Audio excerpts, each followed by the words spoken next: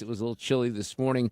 Lots of sunshine, beautiful. You heard Dave Murray say tomorrow maybe 92. He's going to join us live at 4:04 with a bit of an opening day forecast. We got a little bit of baseball to cover this afternoon. Ricky Horton's going to join us at 3:40. My friend nice. Scott Jennings and Joe Arnold, we are the Cardinals text string trifecta. We're going to bring Jennings on here tonight. And we're not going to talk politics. We're just going to talk baseball, which is fun for him because he loves baseball. By the way, and I can say this because I know he's not listening right now.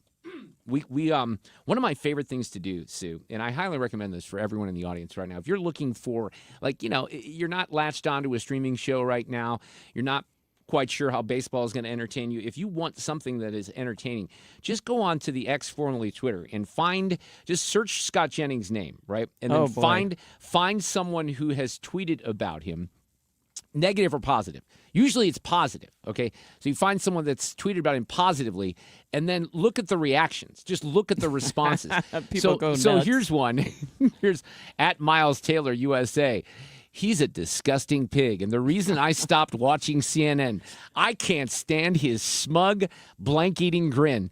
So what Joe and I decided to do, and we're not going to do this tonight because we don't have time, but you know how Fallon does the whole mean tweets Read your thing? mean tweets. Yeah, so we're going to get Joe to come on one of these times and read the mean tweets Oh, that's awesome. to Scott because I think that would be immensely entertaining. But I love it. We'll stick to baseball here this afternoon when they join us in a couple of hours. By the way, I've heard from Kenny Wallace. You know, he's overseas in Greece. He sent pictures. I said, I told you about the graffiti, and you got to look at these pictures that he sent from Athens. Oh, my because gosh, Mark. that's what it looks like all over Athens. That's a shame. He did say he's probably sleeping right now over there, but he did say he's getting his bearings, and they're really enjoying the trip. He said he was getting anywhere between 14 to 20,000 steps in a day because you're like walking everywhere. So that's like great. That's like 7 or 8 miles, right? Wow, that's great. Pretty much. Yeah, probably. Yeah. So 6. that's awesome, and we'll hear when he comes back. The return trip, we'll find out all about what happened. We had Kenny at our fish fry, and we have our final fish fry broadcast coming up. This is part of the reason I'm not happy it's not Thursday because I was hoping tomorrow was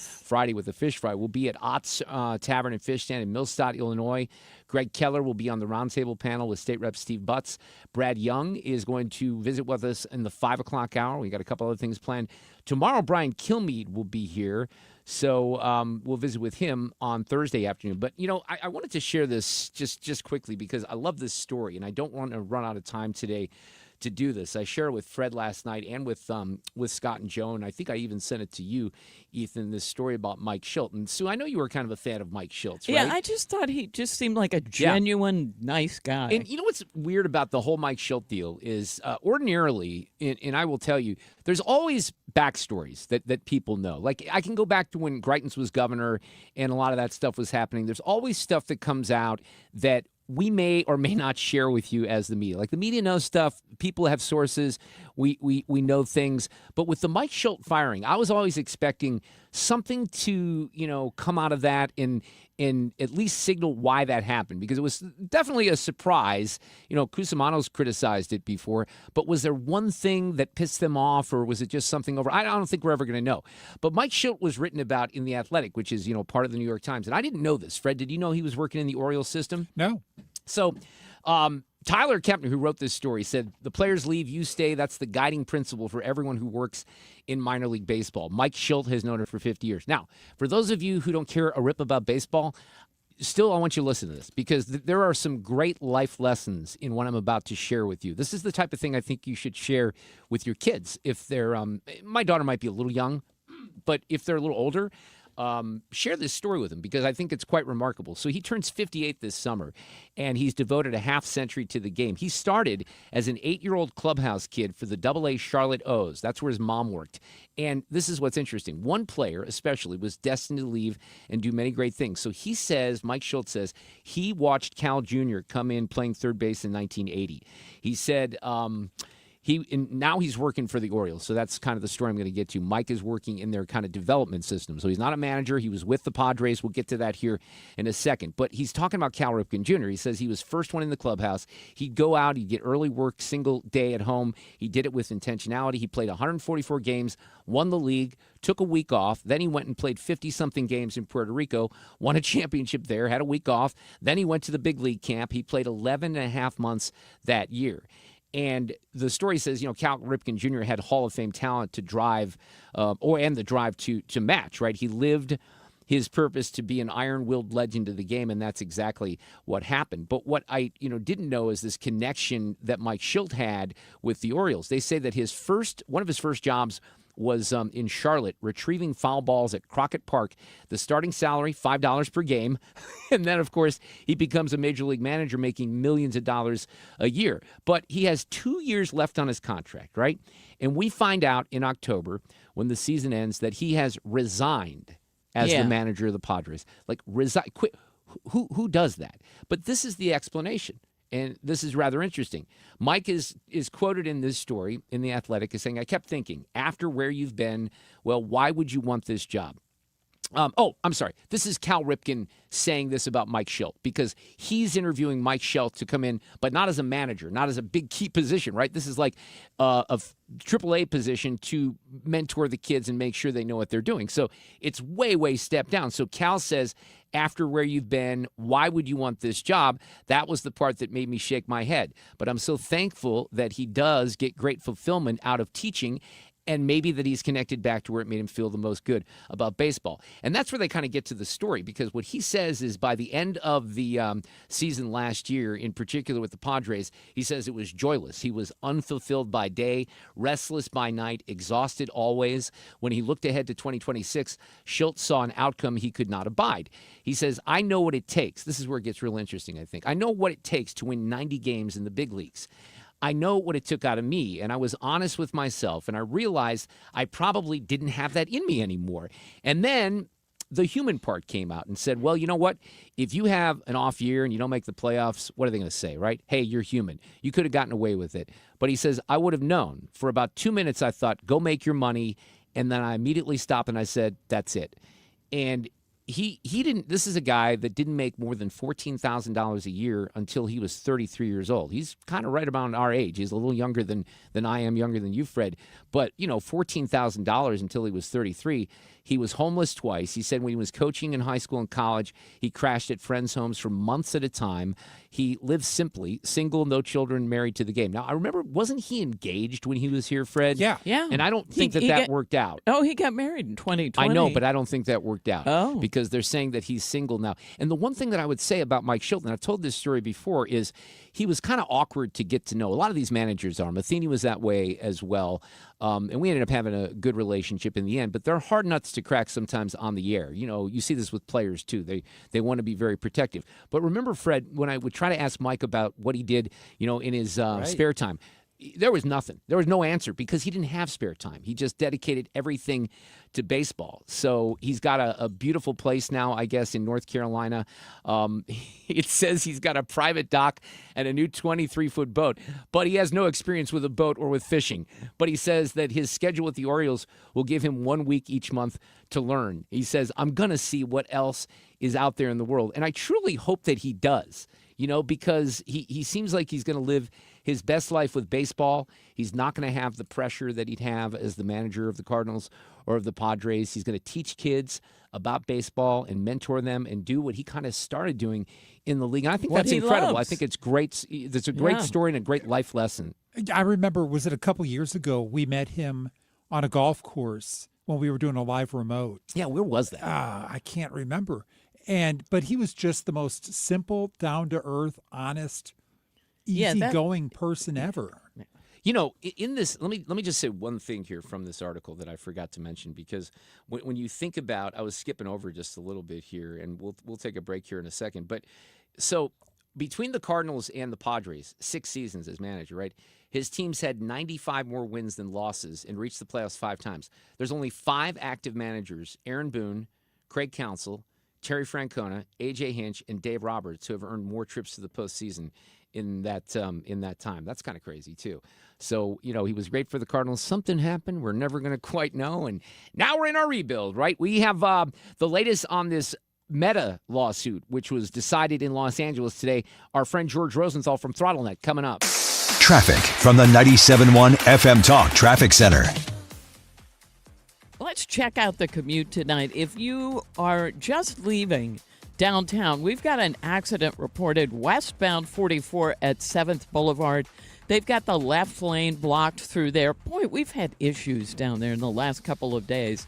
But it's a little bit of a slow go back in front of the Arch grounds. Southbound 55 already slowing south of Arsenal, and that goes down through Bates. A little bit slow near Z to the south of there, but it's just moderate. Same thing that we've got on southbound 270. Moderate volume in pockets from Page down through 21. Westbound 70 isn't bad, a little slow at K.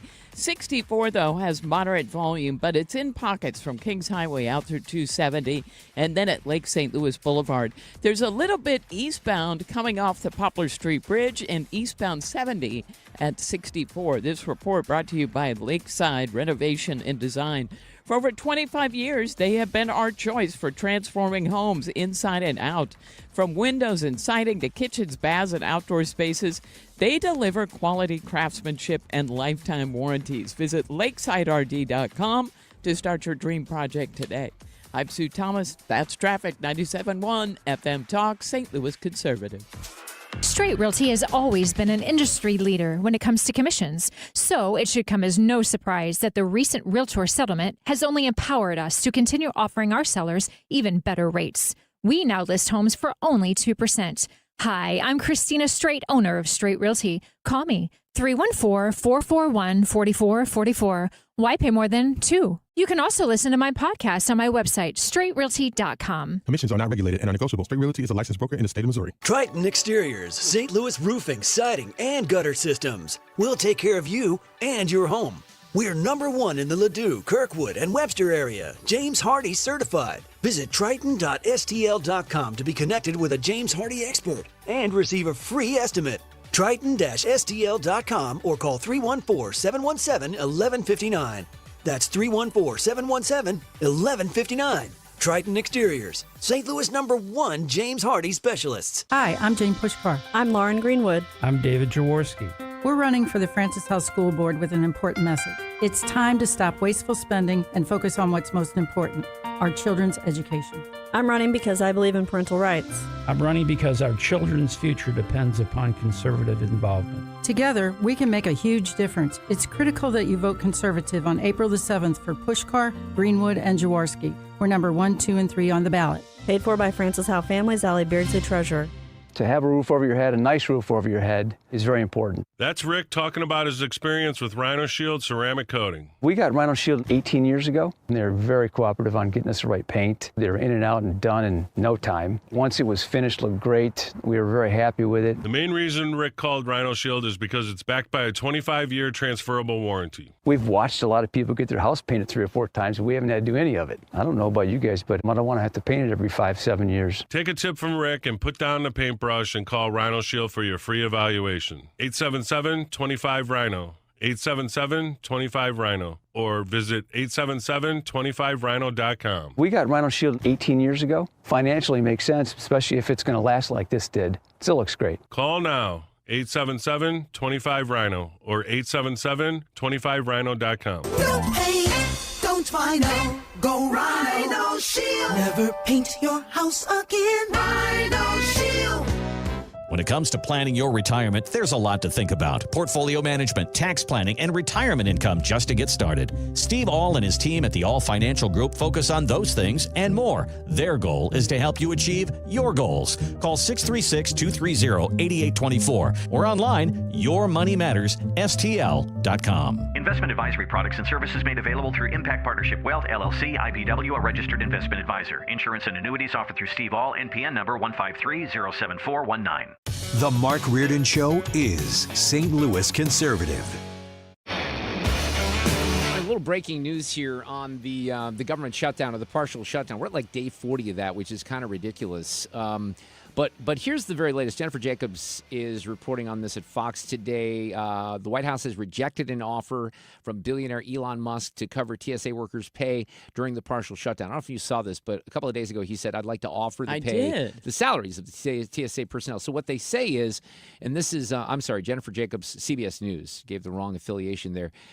It says that the suggestion was taken seriously by Trump officials, but they believe the partial shutdown is likely to end soon, and there could be legal challenges for Musk to fund the pay, even indirectly, because of his various government contracts. But what she also says is the cost to cover the workers' pay would be about $250 million. One reason White House officials decided against it is because they believe that a deal with congressional Dems is going to happen soon. How'd you like to have $250 million, just kind of write that off as like $10 in your pocket? I just can't even Because with Elon, that's kind of the situation, isn't it? Yeah. Wow. But anyway, that's positive news. This is ridiculous that we can't get this settled. And, I talked to my sister yesterday. She was in Hawaii. Alex was in Hawaii. He's going to join us in the next hour. I forgot about Didn't have any delays. Like, they went through Tampa, Chicago. Kids were flying back here to St. Louis. My niece lives here, but they didn't really have any delays. But you look at where your brother lives and where my son lives in Houston at Hobby Lobby, they're like 4-hour lines or something like that. Today was still 2.5 hours. Mike flew out easily this morning. But I think it's just situational. It is. Yeah, yes. it might depend. But one of the big stories that kind of broke a couple hours ago was this $3 million verdict against Meta and YouTube. And punitive damages are to come. George Rosenthal is back with us from ThrottleNet this afternoon because he's briefed us on this case. We've kind of been watching it. It went on for like a month, didn't it, George? It did, yeah. And man, this is groundbreaking. I mean, this is the tobacco court ruling moment of big tech. And I'm not understating or not overstating that at all. It's just truly an unprecedented ruling in the world of social media and will change social media going forward. I mean, to put it in perspective, I mean, we've moved past the Wild West of the internet, and the jury is basically saying if you build a digital playground, you're responsible for the safety of the equipment. And it has nothing to do with that. I mean, there's two different cases. Obviously, the one in New Mexico was $375 million verdict, and they are accused and found guilty by a jury of misleading the public and acting as a breeding ground for child predators. This New Mexico case is unbelievable. The state acted as if they were a child, went on to Facebook, and within minutes were hit up by pedophiles with no oversight by Meta at all. Oh, my. And were completely found guilty of this. And yes, this is the pedophile playground was on Meta, and no one was paying attention to it. The jury, and there was documentation that the jury saw, that internal documents within Meta, and were found guilty of this, and basically causing an addiction with children to drive engagement over and over and over again. And then the one in Los Angeles that came across as well with a $3 million verdict of that girl who's now in her 20s. She, was depressed, fell into massive, all kinds of social anxiety and issues. And, you can say that's superficial, but the jury came back and said, no, there is documentation all over the place that proves that they knew about it. They knew that the like button, the infinite scroll, the push notifications were all driven by an algorithm to create an addiction similar to that of a slot machine. And literally, it was a digital slot machine for children to become addicted.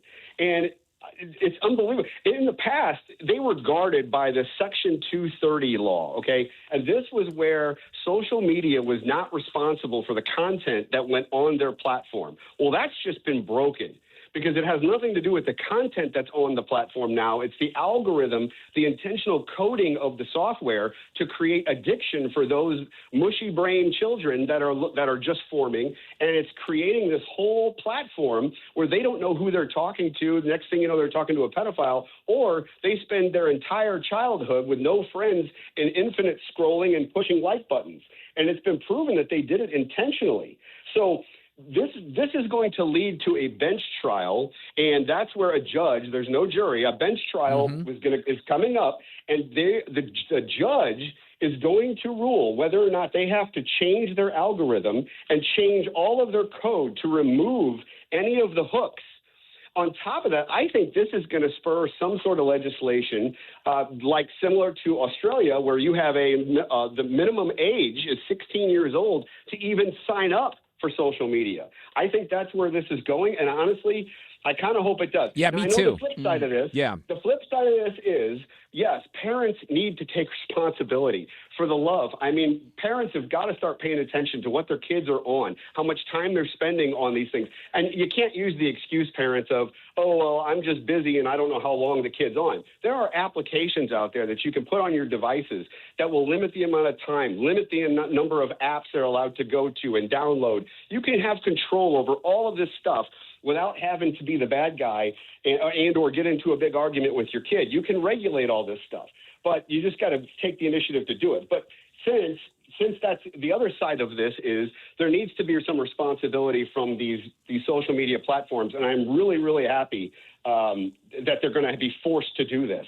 I mean, and Google was a part of this Los Angeles verdict as well. So they're responsible for 30% of the verdict, which is $900,000, and Meta's responsible for $2.1 million to pay to that girl who had the anxiety. Now, I know that's pocket change. Yeah, okay? that's like You're me. talking, that's having $10 in my pocket when it comes to these companies, absolutely. right? This $375 million from New Mexico and the $3 million in LA is zero to these people. They did $201 billion in revenue last year. Billion. So Sue and I's jaws. We were just like, our jaws just dropped. Oh my God! Yeah, wow. so that puts it into perspective. Billion. Oh my God! Yeah. So look, 50 billion's not even going to hurt them. 100 billion. Look, right. No, so, it's but a then joke. what happens from here? Because obviously these are some of the first cases. There's going to be other cases, and the liability is going to be there for that too. So how does this kind of end? Well, you just reminded me. There are 1,600 open cases right now that were depending on the verdict of these cases.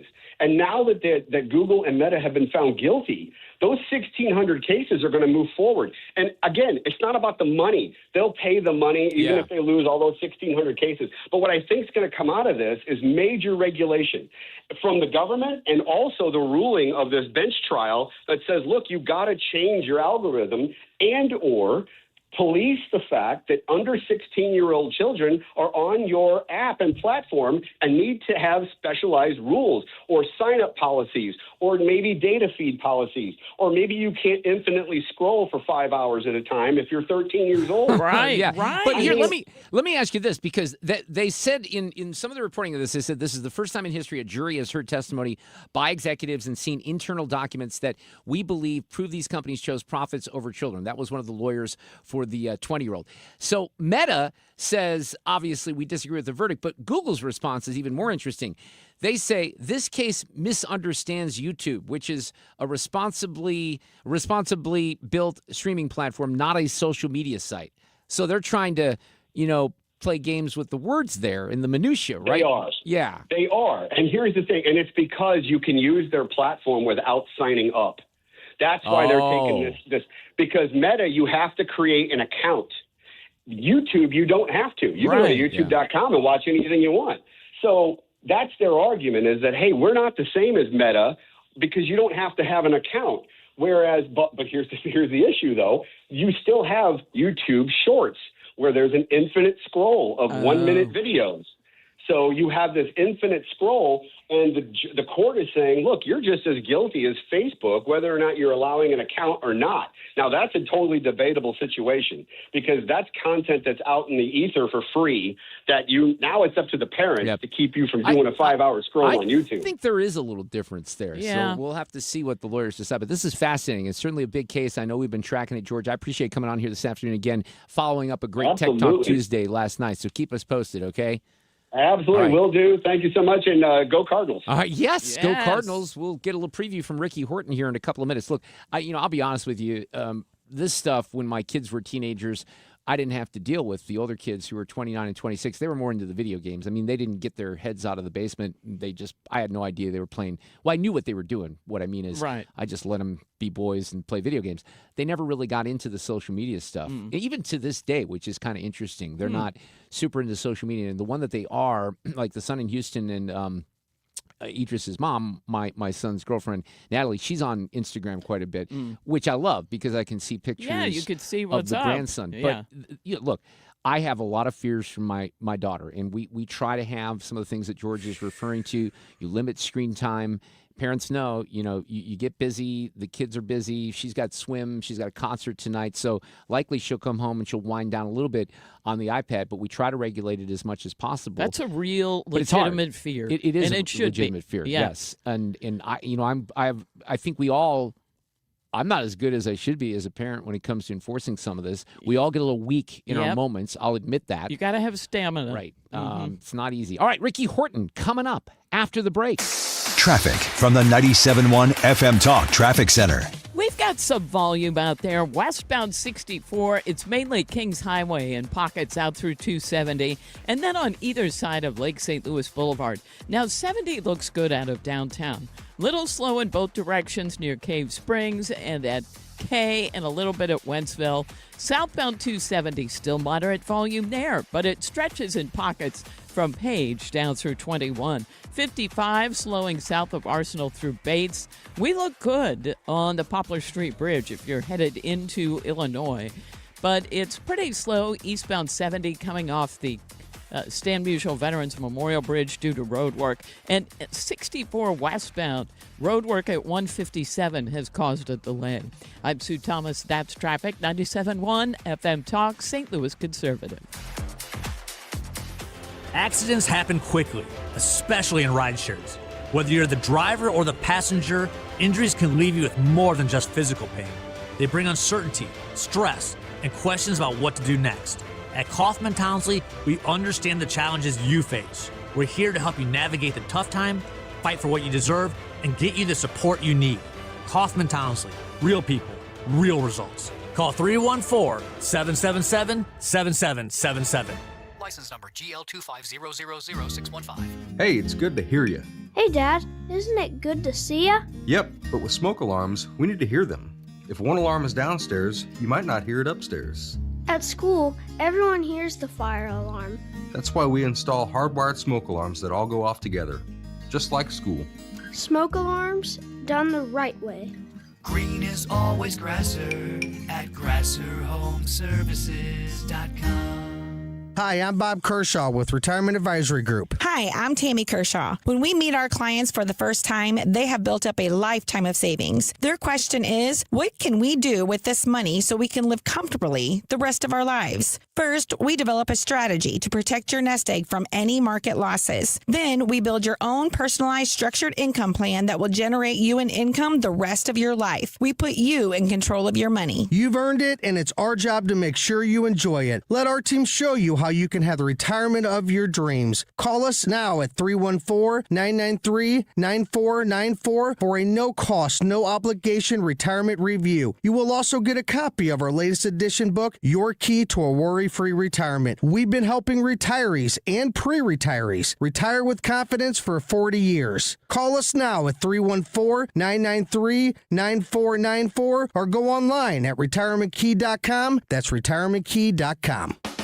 From Fox and Friends, The Brian Kilmeade Show, and One Nation. This is not going to be a show that you're expecting. An entertaining, inspiring night that brings history to life. Ladies and gentlemen, Brian Kilmeade! Brian Kilmeade, Uniting the States Tour. Incredible. I learned so much. I love Brian. Because we do watch him all the time. Saturday, November 21st, The Factory. Get tickets now at thefactorystl.com. Brian Kilmeade. You've been listening to the very popular Wellness One for many years, Saturdays and Sundays on 97.1 FM Talk. We're happy to share that we've expanded the show to 4 times a week. Yes, 4 times every weekend. Saturday at 10 a.m., Saturday at 8 p.m., Sunday at 9 a.m., and Sunday at 2 p.m. It's the same great show designed to cut through the nonsense and provide you a common sense, science-based strategy for a healthy life. So join TJ and Aaron for Wellness One. Now 4 times a week on 97.1 FM Talk. It's time for a $98 AC tune-up. 3:33. This portion of the show is sponsored by Jerry Kelly, heating, air conditioning, electrical, and plumbing. Consistently right. It's a ritual. 97.1 FM Talk. St. Louis Conservative. When was it, Sue? Was it yesterday or the day before you were talking about Raisinets? Yesterday. Yeah, and we both declared our love for Raisinets. I hadn't had some in a while, but one of our engineers, Misty, who's become Sue's News #1 fan, dropped some Raisinets off to us today. Very thoughtful. Yes. Now, you tell me that there are dark chocolate Raisinets, too? Yes, there are. Okay, I got to check those out. But I'm going to sit with these. I'm going to have these tonight, Misty. I promise you that. Thank you, Misty. Getting ready for baseball tomorrow. Ricky Horton is with us this afternoon. Cardinals KMOX radio broadcaster and legend. How are you, Rick Horton? Good to talk with you. Yeah, I'm doing great, Mark, although I do prefer Milk Duds to Raisinets. I don't know if that throws a monkey wrench in That what is you guys sad, are talking about. sad, Ricky. Sad. I think I would throw the challenge flag on Yes, that. I would. Yes. I'm not totally against Milk Duds, but... I'm from a different era, though. Maybe that's all we had. That's kind of all I remember. Yeah, that could be. Well, I don't even know where to start. Look, the fan base is very educated, Ricky, as you know, and we know we've had tough times. You've seen the empty seats, but now we're in this full rebuild, and I think there's an understanding of that with the fan base. That doesn't mean it's going to go extremely well this year, but after spring training, seeing this roster come together, what are your overall thoughts as we start this season tomorrow? Yeah, I think you said everything very well there in what you just said about the status of where we are. I just feel like there's a direction that people are starting to grab a hold of, and I hope they do. I mean, and whether they do or not, I think Chaim Bloom and Ollie Marmol are going to go in the direction of just getting better and not sacrificing for the short term to get better and to be back and playing October baseball, whenever that is. And I think there's some decisions that are being made along the way that are leading towards that, including going with a very young team. And with a young team, you know, as they said to us several times in spring training, and we actually saw it a few times, you know, they're going to have some hiccups. They're going to have some bumps. They're going to have, you know, they're young players. A lot of them are. And you can't expect them to be a veteran overnight. I mean, we've got guys now that are kind of in veteran status that haven't been here very long. I mean, it's crazy to think how that happens, but, you know, that's when you have a chance to stand up and be counted. Ricky, Ethan Hannaford here. Good to hear from you, my friend. No one younger than J.J. Weatherholt on this roster, the Cardinals' #1 prospect. Had the opportunity to ask Bernie Miklasz yesterday who he would compare J.J. Weatherholt to, as far as giving fans an idea who could he live up to be like or similar to. And he said he has the potential to be even better than J.D. Drew with all the prospect prowess that he had. When you look at J.J. Weatherholt, what could he be for the St. Louis Cardinals team in the future? Yeah, I don't think that's a bad comparison, but I feel like that Weatherholt's going to actually make more contact than J.D. Drew did and maybe have a little less power. But you talk about the tools, and that's really, you know, even what he has. I mean, he has all the tools. He runs well. He's just the way I put it is he's a baseball player, and I don't even know I can fully explain what I mean by that. But some guys just know how to play the game, and they even though at a young age he knows how to play the game, and he doesn't make mistakes. And of course he's going to make some. Everybody does, but I feel like he's pretty savvy about kind of learning how to get to that next level. I mean, Ollie Marmol says he's very, very coachable, and boy, nothing better for a manager to say about a player than he's coachable. And so I feel like he's just going to keep getting better and better. And, you know, he's not, you look at him and it's like, well, he's not Aaron Judge. He's not huge. He's not going to hit the ball 500 feet, but he is going to be a gap to gap hitter that, he's going to be a 300 hitter in the big leagues. And I assume down the road, he's going to have some all-star moments. And, I think that's just in his blood. You know, you talk about the ages of these players, like even Jordan Walker, he's still young, but we're you know, kind of losing a little patience with some of these guys who were supposed to have bigger bats by this time. And did you see any flashes during spring training? Was everyone struggling, or was there anyone that was kind of hitting? I know Velasquez wasn't. He didn't make the roster, but thoughts after this last month here? Yeah, I think fair to say everybody was struggling in the state of Florida. I mean, I actually looked up all of the team batting averages in Florida versus the Cactus League, and like all the top 15 teams in terms of batting average were all in Arizona. That's the bottom weird. 15 were all. In fact, all of the lowest level averages were all in our area. So you can say that's either bad hitting or good pitching, and I don't know what the deal is. But I would say if you look at the pitching was all top tier, was all Florida teams. Now, if you train in Arizona, you know the ball carries. It's the parks are smaller. You know, that's what you're going to get. It's going to be inflated a bit. So, once the lights go on tomorrow, that's a whole new ball game. You know, Nolan Gorman looked better, to answer the question. Jordan Walker looked the same, then way worse, and then way better. Okay. I mean, that's how I saw him. He had an at bat in the middle of that I thought, oh my goodness, he's regressed. And then the last day, he came to the park in the last 2 games. In fact, he said, I'm going to stop thinking and I'm going to start reacting, which I know he's been told a lot, and I know he knows that. But I think he finally clicked with him that you can't be overly analytical in the batter's box. He's a very smart guy. And by the way, not that much older than J.J. Weatherholt, if you think about it age-wise, because he signed out of high school. So there's still hope for both those guys. And Gorman definitely looked a click or two better than last year, both in the field and at the plate. Any way to assess, the one thing we're going to see, and we kind of eased into this, and people were freaking out about some of the new rules and everything, and I think they've worked out pretty well. But on the pitch challenges, what can you tell the fans? Because that's something that's going to be new, right? Yeah, it is going to be new. I think it's going to be pretty seamless, and I actually like it. And I'm pretty old school because, well, I've been around a while. That's kind of what happened. Yeah. I don't like change as much as maybe somebody who's just kind of new and wants to get a mark on the game. But I like the game the way it is. But having said that, I think this does not add time to the game. It's very quick. It's shown to make a difference in some games. A couple of games in spring training were won or lost based on the batter's ability to actually challenge a pitch that he was pretty convinced of was not a strike, and the same thing on the catcher side with a pitch.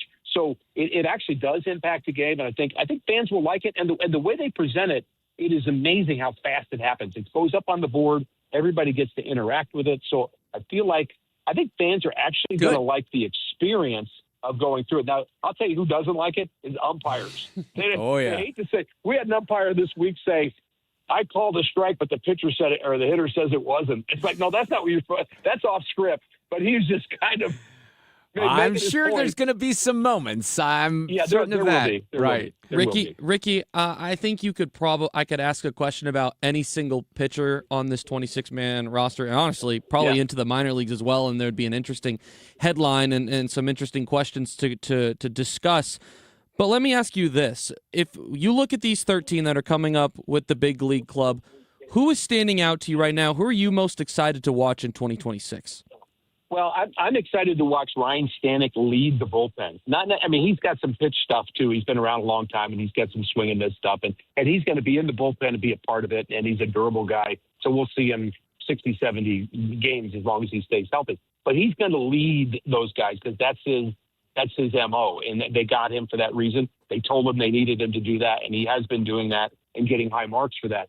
But the guy that I'm kind of most intrigued about, the one that sticks out to me, is Roycroft in the bullpen, because he's more direct to the plate. He's not kind of all over the place with his slider. He's attacking things, and it's like, wow, this guy could be, maybe he found something unique here. And of course, having Kyle Leahy in the rotation is going to be, I think, really helpful. I think it'd be good for him. I think he'll perform well. And Liberatore's a step above as well of where he was last year. And of course, you have to keep proving it. KMOX Radio Cardinals broadcaster Ricky Horton with us. I saw something in The Athletic last night that I wasn't dialed into. The fact that they're going to try to enforce the first and third base coaches to stay in their boxes. And a lot of these coaches are not happy with it because of safety issues. But there was an allegation, I guess the owners got together and the teams were concerned that they were, being able to see grips on pitches and stuff like that when they were outside those boxes. But now, and Dave McKay was quoted in this article, he's been first base coach for a long time. They're concerned about safety issues. What do you say about that? Yeah, so I actually talked to Pop Warner about that and Stubby Clapp, and Pop was very adamant about, he is fearful about guys. Because the guys are hitting 120 off the bat now. Right. The bats are harder, the balls are harder, and all that. And you have a responsibility to be looking in a different direction. So it's not as if you're standing there looking. These are guys who are athletes, every one of them. So they can, they had to move out of the way. It's not their first rodeo, but they're also got split attention on what the batter's doing, and you can't kind of run and hide. Now, those allegations that guys were seeing grips from the pitcher's glove and maybe stealing signs, those allegations are, well, let's just say they're all true. They are. and on the inside, everybody knows they're true. And it's kind of like, well, do we stop it or not? And is it illegal? Maybe pitchers should be hiding the ball better and all that stuff. But it got to be where it was just a bit too one-sided in how that was done. So they needed to change that. Unfortunately, that's where they ended up with this. So I don't know kind of what the middle ground is. But I think they're going to keep looking at it because I don't think the coaches and some managers are done complaining about it. Yeah, if you read the piece, they did kind of leave the narrative where they're going to try to hope that there's some middle ground on that because, like, I don't know if it was McKay or somebody else said, look, I can't coach first base from the dugout, backed up all the way to the dugout. Yeah, so yeah. that's an interesting. I did read that. Dave McKay, former Cardinal coach, said that, and he's right about that. There has to be communication, and so the coach's box, which is not really a box, it's a bracket. I mean, there's not a fourth side to it. So the fourth side to it, you can go back as far as you want, but as Dave said, you might as well be in the dugout then.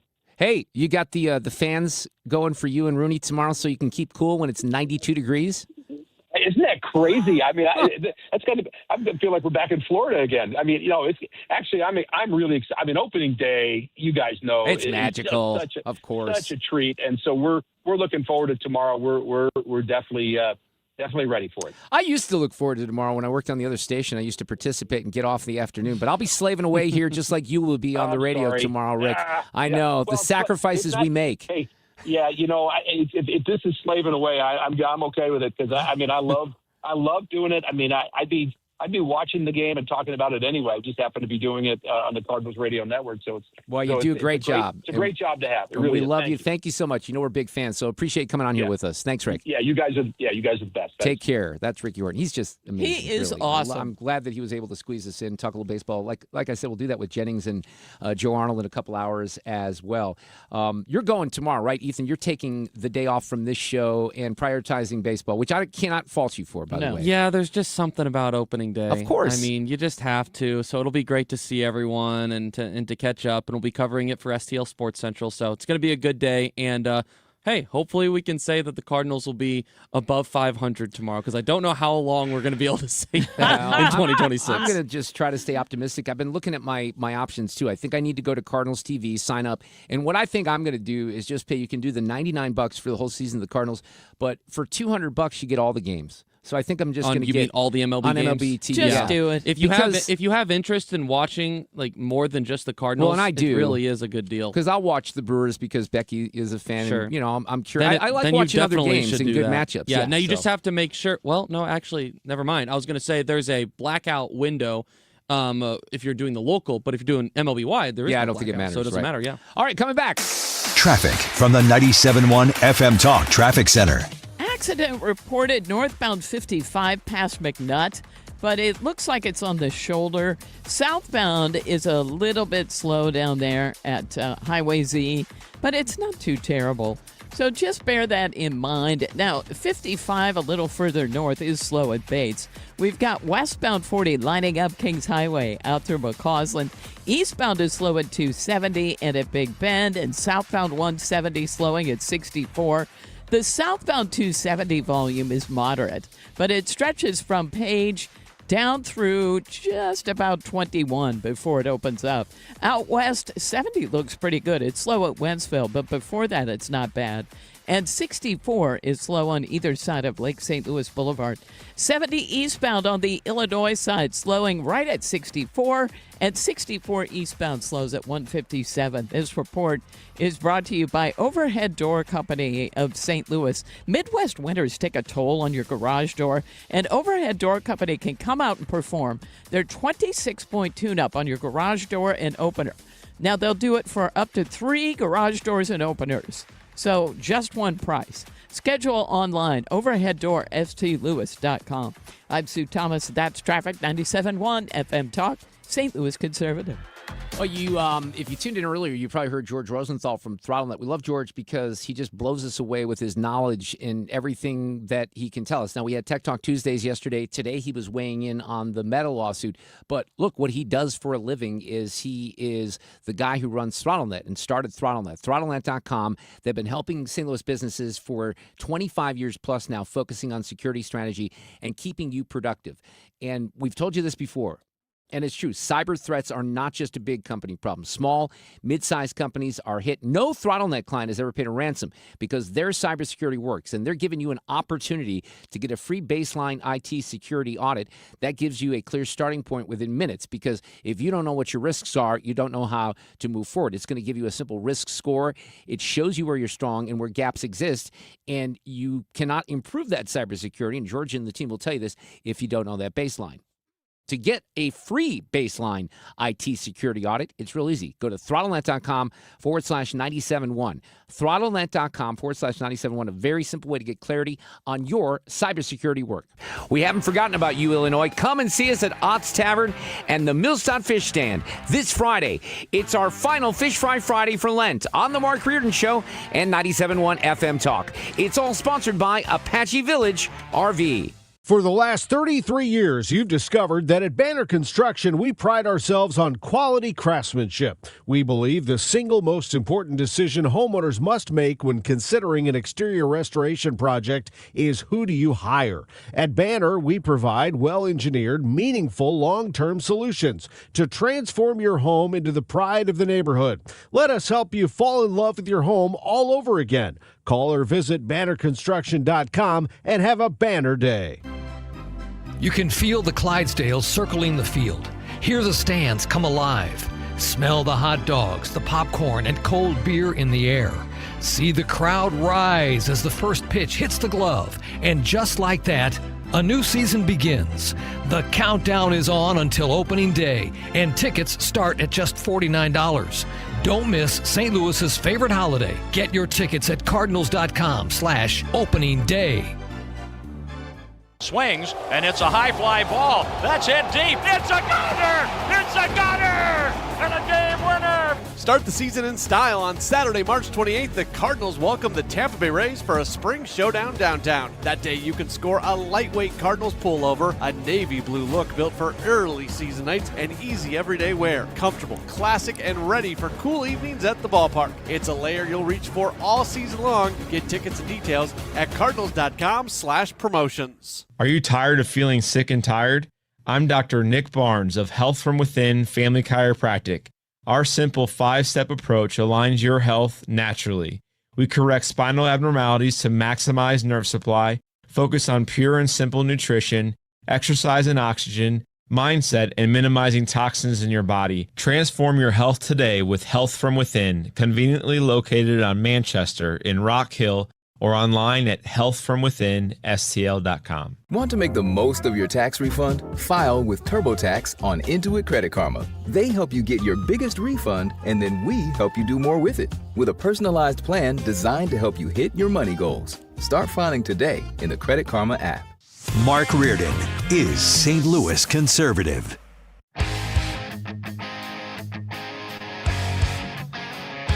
Get an update on the opening day forecast from Mr. Dave Murray coming up here after 4 o'clock. Alex Rich, our friend from, he used to be on Y98. Now he's just our guy, right? Yeah. But he was just in Hawaii. In Kauai, we're going to get a report back from that and a whole lot more here in the 4 o'clock hour.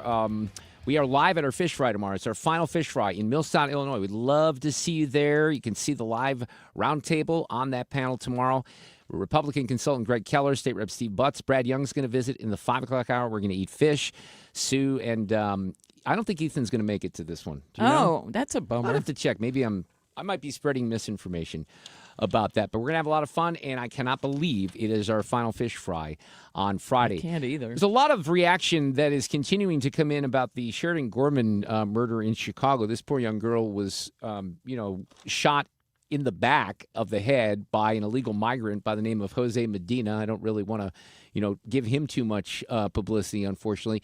Now, Trump is talking about this because you got guys like J.B. Pritzker and others, Brandon Johnson in Chicago, trying to shift blame to him for this. 18-year-old college student named Sheridan Gorman was shot and killed while she was walking in a park. The illegal alien monster charged with Sheridan's brutal murder had come illegally from Venezuela and been released into our country by Sleepy Joe Biden. The Democrats in Congress do not care how much American blood they shed in their demented pursuit of open borders. It's just really amazing. And I think that it frustrates me because I feel like a good portion of the country still does not realize how damaging and how devastating letting millions of people just stream across the border is. And you have cases like this, and you got guys like Brandon Johnson and, J.B. Pritzker who are unwilling to even condemn the migrants. This is, here, listen to this. This is a little off the beaten track, but this is Chris Murphy, who is a Connecticut senator. He's on MS Now. I guess they call that right now. So he's talking about undocumented people, but listen. The negotiation didn't have a path to citizenship. It was entirely on their terms in order to get Ukraine funding, right? Well, I mean, Chris, that's been a failed play for 20 years. So You are right that has been the Democratic strategy for 30 years, maybe. And it has failed to deliver for the people we care about most, the undocumented Americans that are in this country. So do you notice what he said there? The undocumented Americans that are in this country. No, Senator Murphy, those are not Americans. Those are people that flagrantly violated the law, some of whom have committed felonies that should be removed from this country. Michigan Republican Congresswoman Lisa McClain was really good on this. That's a shame. And it could have been and should have been prevented. Why? All because Democrats flooded our country with violent, illegal criminals like the Venezuelan who murdered Sheridan. He was released into our country by the Biden administration, arrested for shoplifting, then released again, because once wasn't enough. You got to release him, let him go back, commit another crime, and then release him again. Yeah. Maybe the third time's a charm. Right. Then released again by the Biden administration. Just think of that. Think of that. Think if that was your child. Just think about that for a minute. As a mother, it absolutely infuriates me because Democrats are refusing to put my children, our children, American children, over these violent, illegal criminals. It's incredible. It really is. And she knocked it out of the park there. And I can't believe a Democrat can look at themselves in the mirror and be comfortable with this. Look, 90% of the American people, including your voters, Democrats, were outraged by what happened at the border. And they still want illegal migrants, especially violent criminals, deported from this country. We're just not doing it fast enough, unfortunately. Sue's News, and we got Dave Murray coming up after Fox News next. Traffic from the 97.1 FM Talk Traffic Center. Well, on the roads, we've got some volume out there in kind of the usual areas. If you're headed into Illinois, there's a jam on eastbound 70 headed for 64. That is due to road work. Now we've got an accident reported on eastbound 5564 just past the King Bridge split. And that has created some slow-moving traffic. Now, southbound 170 is slow, and that's mainly from Olive through 64. We've got westbound 64 lining up Kings Highway out through McCausland, slowing at 270 and moderate volume at Lake St. Louis Boulevard. 70 westbound, a little slow past the airport. We've got southbound 270 with moderate volume from Page down through Doherty Ferry. At 55, it's slow as you head down toward Bates, heaviest right around Broadway. And other than that, we're okay. We're quiet through North County and looking good on 370. I'm Sue Thomas. That's traffic. 97.1 FM Talk, St. Louis Conservative. I want to talk about Game Day Men's Health in Chesterfield, and we talk about the Game Day difference. What makes Game Day different? Well, Game Day is the opposite of a one-size-fits-all medicine. Hormones are very complicated. Treatment should not be one-size-fits-all, right? It's individualized. So what they do at Game Day is they customize treatment plans based on labs, symptoms, goals, and ongoing response. You can go in for a 1-hour visit, guys, for free. Get a free testosterone PSA test. Have them at the on-site lab. Make it real easy to look at what you might be interested in. It could be testosterone replacement therapy. Could be something else. But they want to make sure that they they are on top of all the specifics. They specialize in TRT and men's hormone optimization. They help guys like you dealing with low energy, low libido, brain fog, low motivation, and reduced performance. And they personalize the TRT.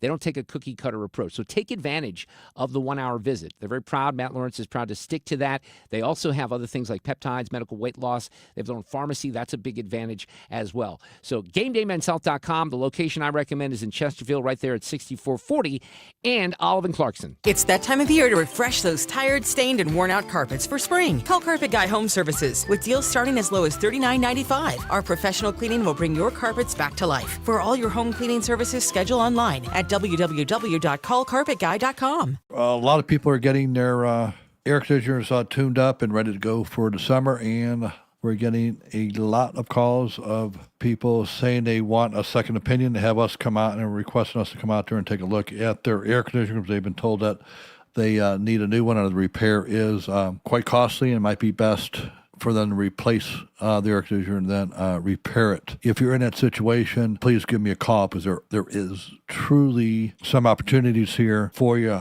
that we could save you lots of money, because I'm sure you're going to be shocked. We have the equipment that still works best for you with your budget. It's pretty much the best. Is what I would put in my home, is what I would recommend. Give me a call. It's Bart Inman. One easy number, the easiest number in Missouri and Illinois. That is 314-293-2600.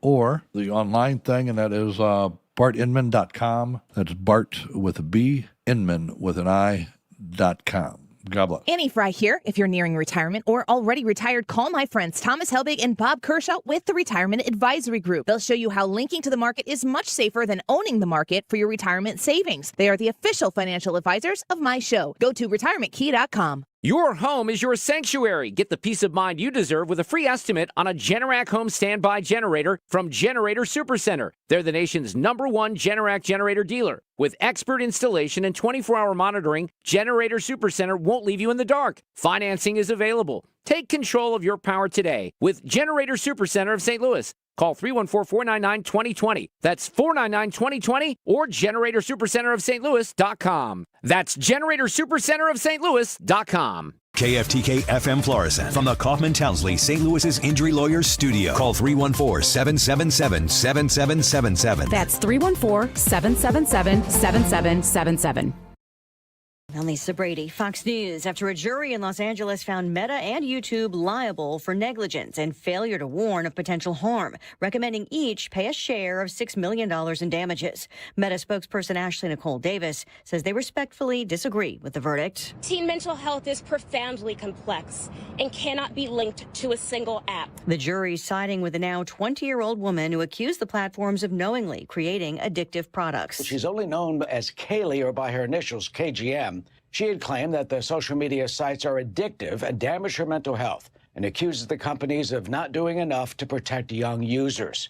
Well, Facebook founder and Meta CEO Mark Zuckerberg was a star witness at the trial. He testified that protecting young people was always a corporate priority. Fox's Eric Shawn. Google, which owns YouTube, also plans to appeal, and like Meta, had emphasized efforts to safeguard users. Documents presented during the trial showed a targeting of preteens. TikTok and Snapchat were also named in the lawsuit and settled before the trial. Today's findings come one day on day 9 of deliberations and a day after Meta was found liable of misleading users and endangering children in a New Mexico case, one of many lawsuits targeting social media around the country. Iran's foreign minister says they do not plan on any negotiations with the U.S.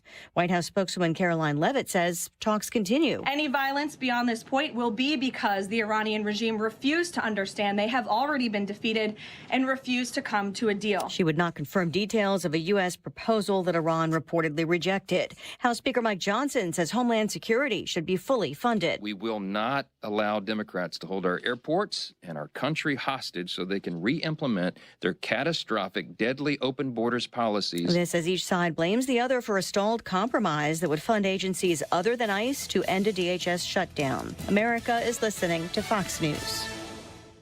It's tax season, and at LifeLock, we know you're tired of numbers. But here's a big one you need to hear. Billions. That's the amount of money in refunds the IRS has flagged for possible identity fraud. Now here's another big number, 100 million. That's how many data points LifeLock monitors every second. If your identity is stolen, we'll fix it guaranteed. One last big number. Save up to 40% your first year with promo code NEWS. Visit LifeLock.com for the threats you can't control. Terms apply. Here's a tale of Tina searching up and down for decent GLP-1s, but got spun around. Tell Good RX Roden, hey, we got something new. GLP-1 prescriptions, all FDA approved. Brand name meds, no flags that are red. Clear pricing from the start. None of those hidden fees in your cart. Delivered to your door or pick up same day. Darn tootin'. Save time and money on prescriptions. Hot foot it to goodrx.com/weight loss. GoodRx is not insurance. Air Comfort Service, heating, cooling, and insulation. Weather. All about sunshine this afternoon. 78. It's warm overnight, mostly clear. The overnight low 63. Thursday opening day sunny. Let's call it hot, fast warm up. 92 in the afternoon on Thursday. Here comes some showers and non-severe thunderstorms late Thursday night into early Friday morning. Then Friday turns partly sunny. It's cooler, 53. This is 97.1 FM Talk. Chief Meteorologist Dave Murray. This hour of the Mark Reardon Show is sponsored by Gamma Tree Experts. Your trees deserve the best care. Call Gamma Tree Experts. This is the Mark Reardon Show on 97.1 FM Talk.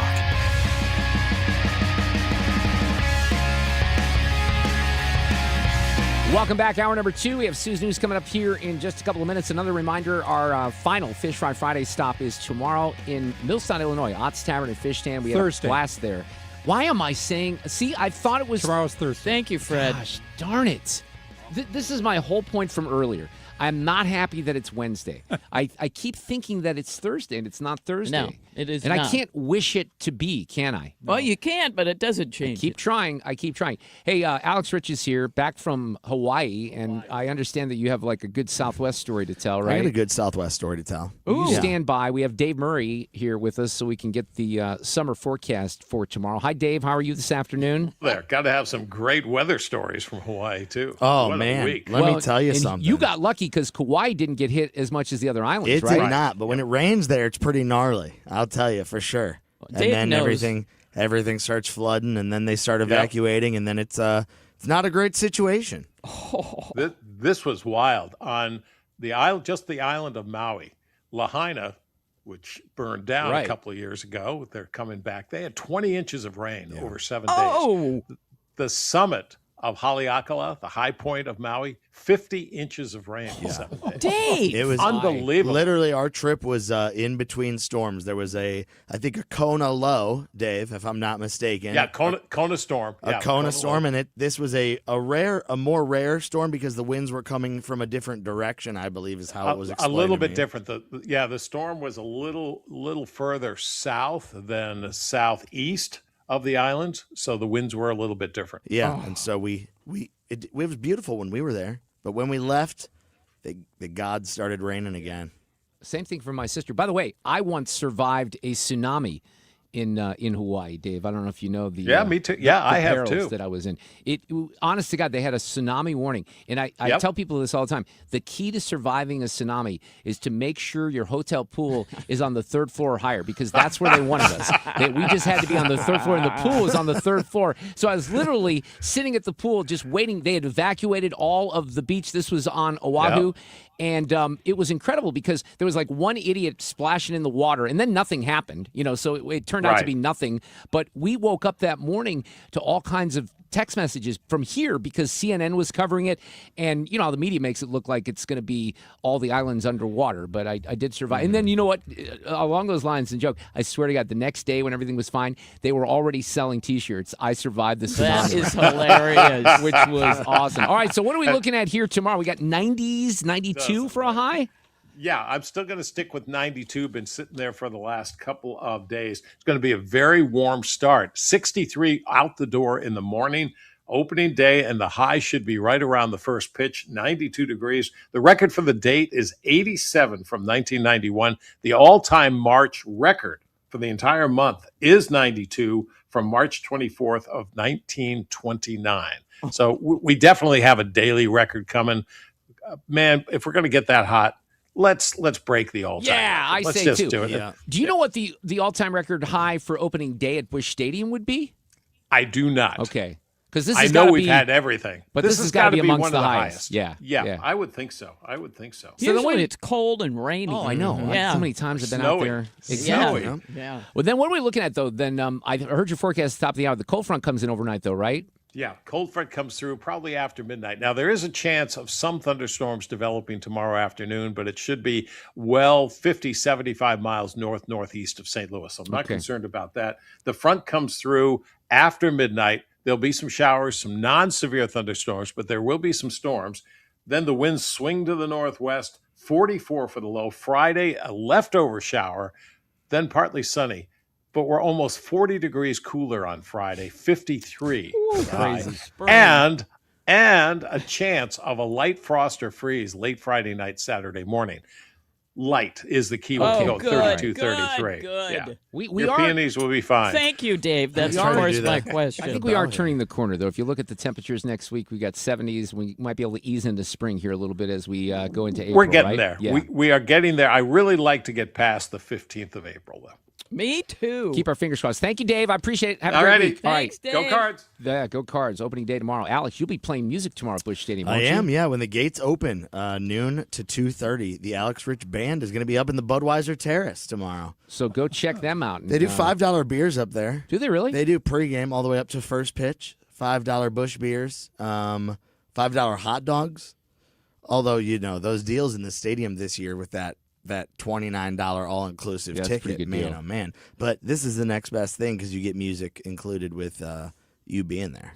So you walk into the studio, Fred. I don't know if you said this. He's got a Southwest story to tell. So you're going to share do. that with us? Yeah, I'll share it. Let me start it out by saying a massive fan of Southwest, As I am know. I. Yeah. Yes. And yes. this was my first experience with the new system. Right. And I'm curious about this because I just booked a flight for the first time with the new system, too. Now, I didn't fully get to experience it because I do have the medical boot still on my foot. So I was treated, a bit different, able to get on the plane first and all that. But that wasn't so much of my issue. It was fine, the boarding. I just think it was very clear that it kind of took longer than normal. I knew it. How do they do it? Did they And do there it was like the one other confusion. airlines? I'm not kidding. There actually was an argument. First of all, just, now it's assigned seats, so look at what seat Right. you're assigned and sit there. It's not that hard.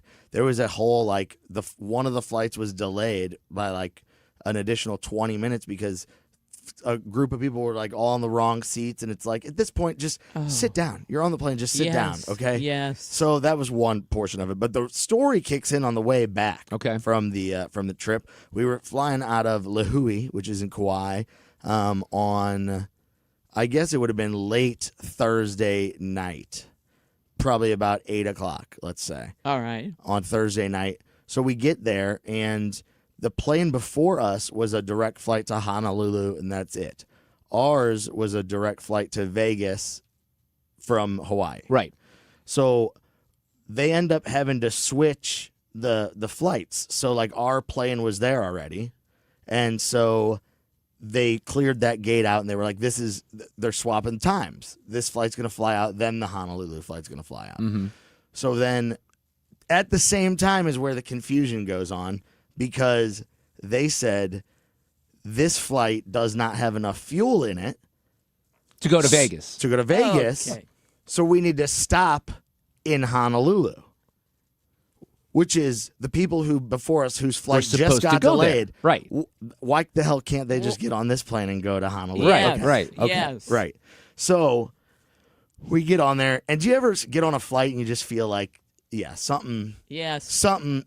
is off? So the vibes are not right. You just kind of have the idea I that haven't had a that lot feeling. is going to go south. No. I was at the point, you ever seen Final Destination where, maybe you haven't, but there's a part where the guy stands up and he's having this vision. He's like, I'm getting off the plane. And then the plane ends up obviously having some situations. Right. Annie at one point looked at me. She's like, well, after the fact, she's like, I at one point seriously was going to stand up and just say that I have to get off the plane. I felt the same way. A guy imagine the worst surroundings you've had on an airplane. I had at least 7 or 8 babies. I'm not exaggerating. Are you kidding me? Crying nonstop. I had 2 flight attendants, Sue, were cussing each other out. What? I'm not. I swear to you. On Southwest? On Southwest. Okay? Oh, my gosh. So 2 of these people are cussing each other out. A third flight attendant is like running up and down the aisles like quickly, like there's something going on. She's got her AirPods in, like she's clearly what it seems to be like talking to a friend or somebody on the phone, but like she's also working at the same time or whatever. So there's a lot of confusion going on. So we get on this plane and they're like, we're gonna go refuel in Honolulu, okay, and then we're gonna take off. Well, so we fly out to Honolulu. It's like a 20-minute 30-minute flight. Right. Okay, so we get to Honolulu. We're supposed to sit on the plane, maybe take 30, 45 minutes to refuel. Out of nowhere, everything kind of starts going wild again. Like flight attendants are like running back and forth. Like everybody's just thinking, oh, we're going to sit on the plane. Like people are taking their seatbelts off, hanging out. Apparently, a flight attendant in Lihue got on the wrong flight, okay? We get to Honolulu. Well, guess what happens when that person decides that they have to get off the flight? They can't just take one. Everyone else has to get off. Everybody else has to get off the plane, which then at that point was so the flight was probably it was probably like 10:30, 10 at night that we got off. Well, guess what happens at that point in the night, Sue? There's no more flights that leave. Bed, yes. There's no more flights that leave out from Honolulu. So we are go back to Lihue. Are stuck in Honolulu. Okay. For the night. Okay. Worst places to be stuck. Well, sure. yeah, but that's not cheap. But also and they you- could have yeah. just flown the people that were supposed to come. Yes. to Oh my Honolulu God, here. that's and you unbelievable. could have Right. been on time. And we could have been, or at least- back in our yes. setting we knew where we had just done a week's trip. is Could have gone back, bizarre. rented the car again. So they end up having to get us hotels overnight in Honolulu. Wow. The hotel was horrible. Ended up spending a ton of $95 each way for an Uber. Of Saved all my course. receipts. I'm definitely it's Mark. It was bad. Oh my it was goodness. bad. So then we get rebooked. The flight the next morning is at 7:30 in the morning. We get there. We go. Everything's fine with that. I did get stopped through security because I guess they assumed that. Smuggling stuff in the old They thought boot. I had bomb residue on my. Yeah, on Alex my is still boot here. recovering from toe surgery. Yeah. And that, Yeah, I don't know. So Well, you look like a terrorist as well. Oh yeah, my of gosh, course. that is quite the travel Yeah, story. dude, it was crazy. What was your food allowance? Oh, $15. Yeah. Yeah, $15. What'd that buy you? Like a bag of cashews. That's Not about much it, right? in the airport. Yeah, so No. it was quite the journey Wow. back. But in the whole scheme of things, Okay, you're Kauai. right. I wasn't Kauai in was Kauai. great. Yeah. Yeah. Kauai was great. Yeah, we were here. We weren't in Kauai. Yeah. We would have been I willing. was thinking about you guys though. No, you Uh-huh. weren't. All right, we're coming back with Sue's News. Traffic from the 97.1 FM Talk Traffic Center. We are busy in the downtown area and also on the Illinois side. There was an accident eastbound 5564, kind of past Route 15, and that has created a delay over there. Eastbound 70 slow approaching 64, close to that area, all due to road work. And eastbound 40 is slow now, headed for the Poplar. We've got 44 with some volume in front of the Arch grounds, so if you're traveling down there, and I'll tell you what, southbound 170 is slow from Olive all the way through 64. Westbound 40 is slow in Kings Highway out through McCausland, in pockets essentially out through 270. Then again at Lake St. Louis Boulevard, and 70 westbound just has moderate volume in pockets from downtown past the airport. 55 is slow headed down toward Bates, and road work approaching 141 causing a delay and a little bit of a slowdown at Z. I'm Sue Thomas. That's traffic. 97.1 FM Talk, St. Louis Conservative. This is Congressman Bob Onder. Tax season is here, and Missouri families are already seeing the real impact of the Working Families Tax Cut Act. House Republicans are delivering real results for hardworking Missourians. According to the Council of Economic Advisors, the bill is projected to raise wages in Missouri by about $3,000 to $6,000 over the next 4 years. That's more money for groceries, gas, and greater security for your family's future. In Congress, I'm working to protect working families, strengthen our economy, and ensure you are keeping more of your hard-earned money. Paid for by official funds authorized by the House of Representatives. As parents, we measure our child's life in firsts. First steps, first words. But for me, the most important was my son's first breath. Because of Cardinal Glennon Children's Hospital, that moment led to so many more. His first laugh, first birthday, the first time he said, "I love you, Mama." Make your pledge for patients today at homersforhealth.org to benefit the devoted fund. Your gift helps build a place where more childhood firsts are possible. According to MasterCard, nearly half of small businesses have been a victim of a cyber attack. As cybercrime escalates, ThrottleNet is calling on businesses to strengthen their security posture by taking a free online IT security audit right from your desk. This 3-minute online assessment provides an immediate score to see security gaps and vulnerabilities in your network. For 26 years, ThrottleNet has supported your business IT everything right here in St. Louis. In fact, no client of ThrottleNet has ever paid a ransom. So visit throttlenet.com/971 to take the free assessment today. When you're approaching retirement, there are a lot of questions to answer. Do you have enough money to fund your income for life? How should you claim Social Security? And what's your plan for health care and long-term care? Hi, I'm Eric Robert, Director of Investments with the ClearPath Wealth Management Group at Stifel and host of On the Money Saturday mornings at 11 on 97.1 FM Talk. Don't leave your retirement to chance. It's crucial to understand and address relevant risks before you retire. Our team can help you get organized, guide you through critical retirement decisions, and create an investment portfolio designed around your needs. To schedule your free retirement plan consultation, go to clearpathinvesting.com. That's clearpathinvesting.com. Or call us at 636-695-2650. That's clearpathinvesting.com or 636-695-2650. Stifel Nicholas and Company Incorporated, member SIPC and NYSE. When's the last time you gave your home's exterior a little love? Hi, it's Kim, and if your siding is cracking, it's fading, or just doesn't stand up to our St. Louis weather, it's time to call Lakeside Renovation and Design because they're experts in James Hardy siding, which is this durable, low-maintenance option, and it looks beautiful. Plus, you have customizable colors and textures, and so you can give your home a completely new look while protecting it for decades. Don't wait until the small problems turn into big ones. Visit lakesidearty.com to schedule your free consultation.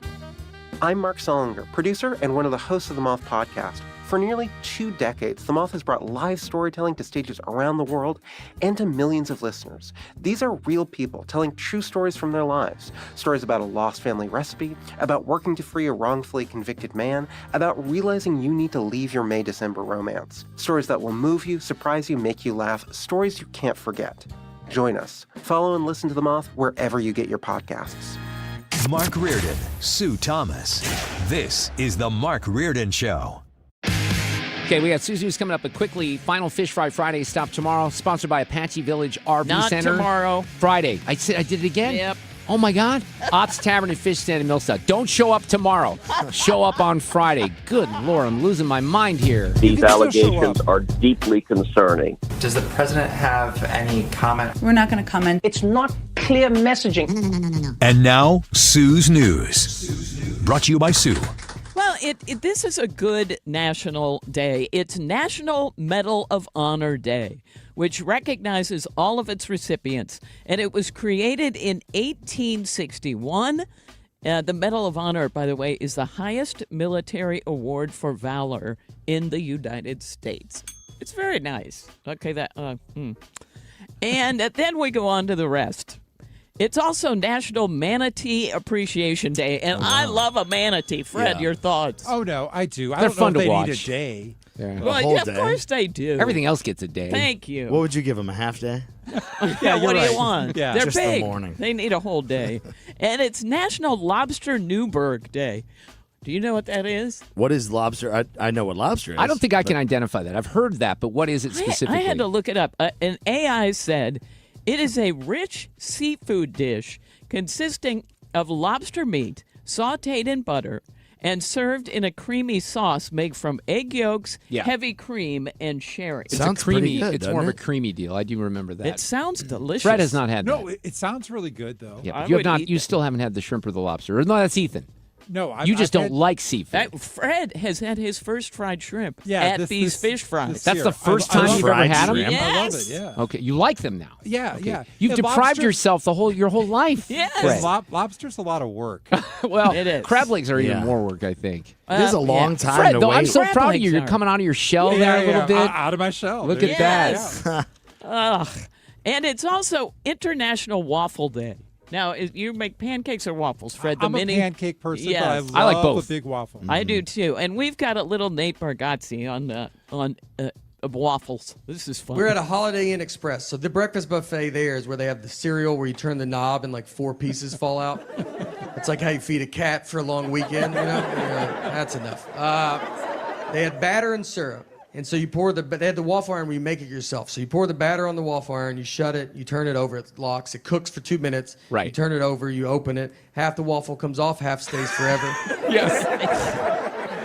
So I'm with my buddy of mine that's my age. So we go through, he's in front of me. Batter and syrup, they're in clear containers. They're not labeled, but they're in clear containers. He gets the syrup and starts pouring it on the waffle iron. And I'm not even stopping him because he's not doing it where he's going, I've never done that. He's doing it where we're probably going to try it after. I mean, he's just like, we're like, dude, I can't wait to see what this guy's making. Like, he might know something that I don't know. He shuts it, turns it over, it cooks. He's like looking at us. We're like, I mean, the whole line's like, yeah, what is that going to be? And it makes black smoke is what it makes. Just, I mean, dark black smoke. Just starts filling the lobby. The manager comes over. He's like, what are you doing? He's like, I guess I poured the wrong one. These are not labeled. And the guy's like, they're in clear containers.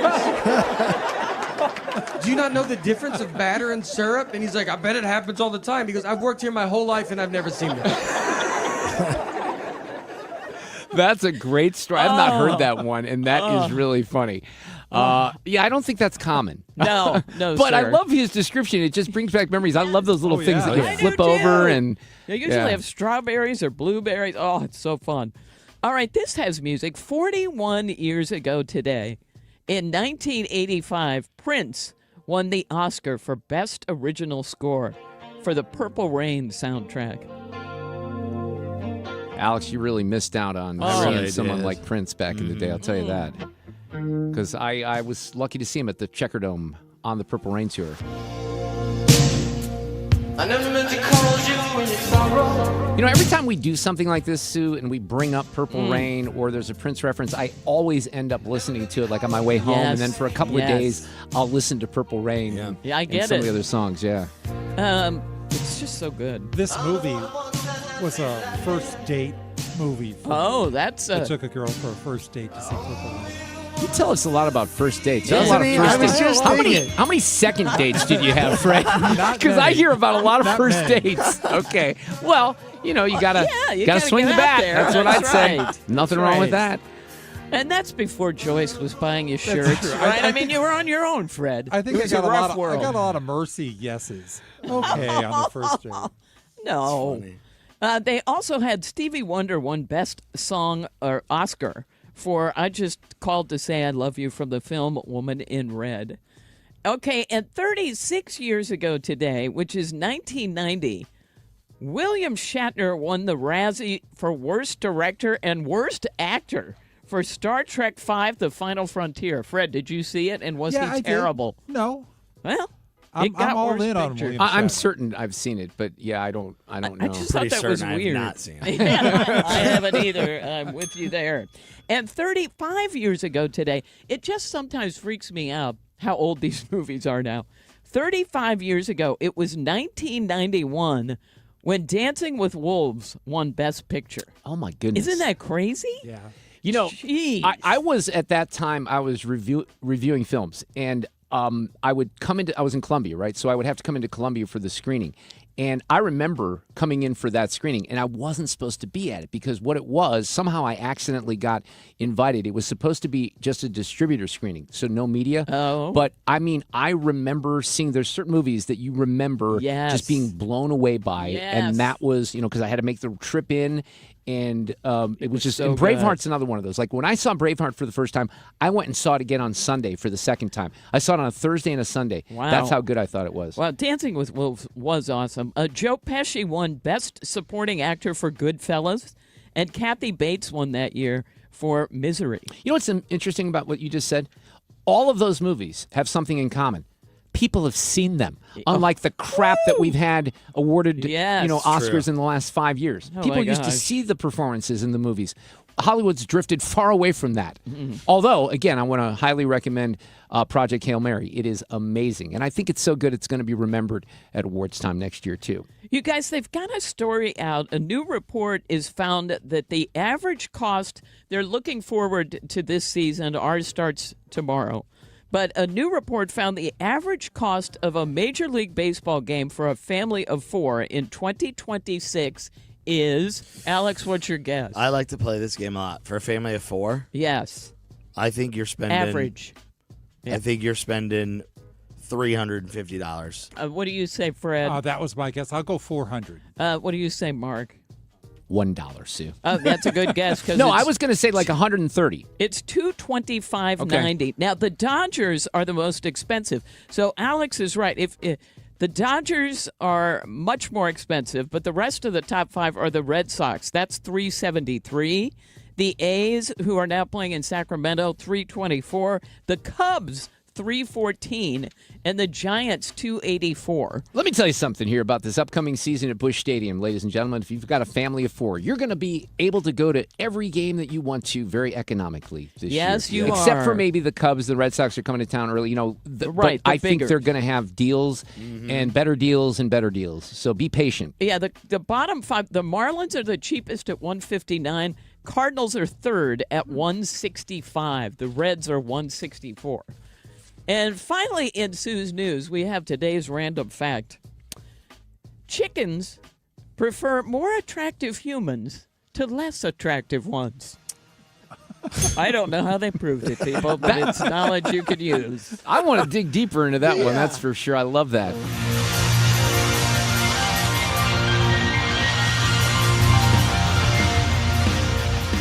With your money now.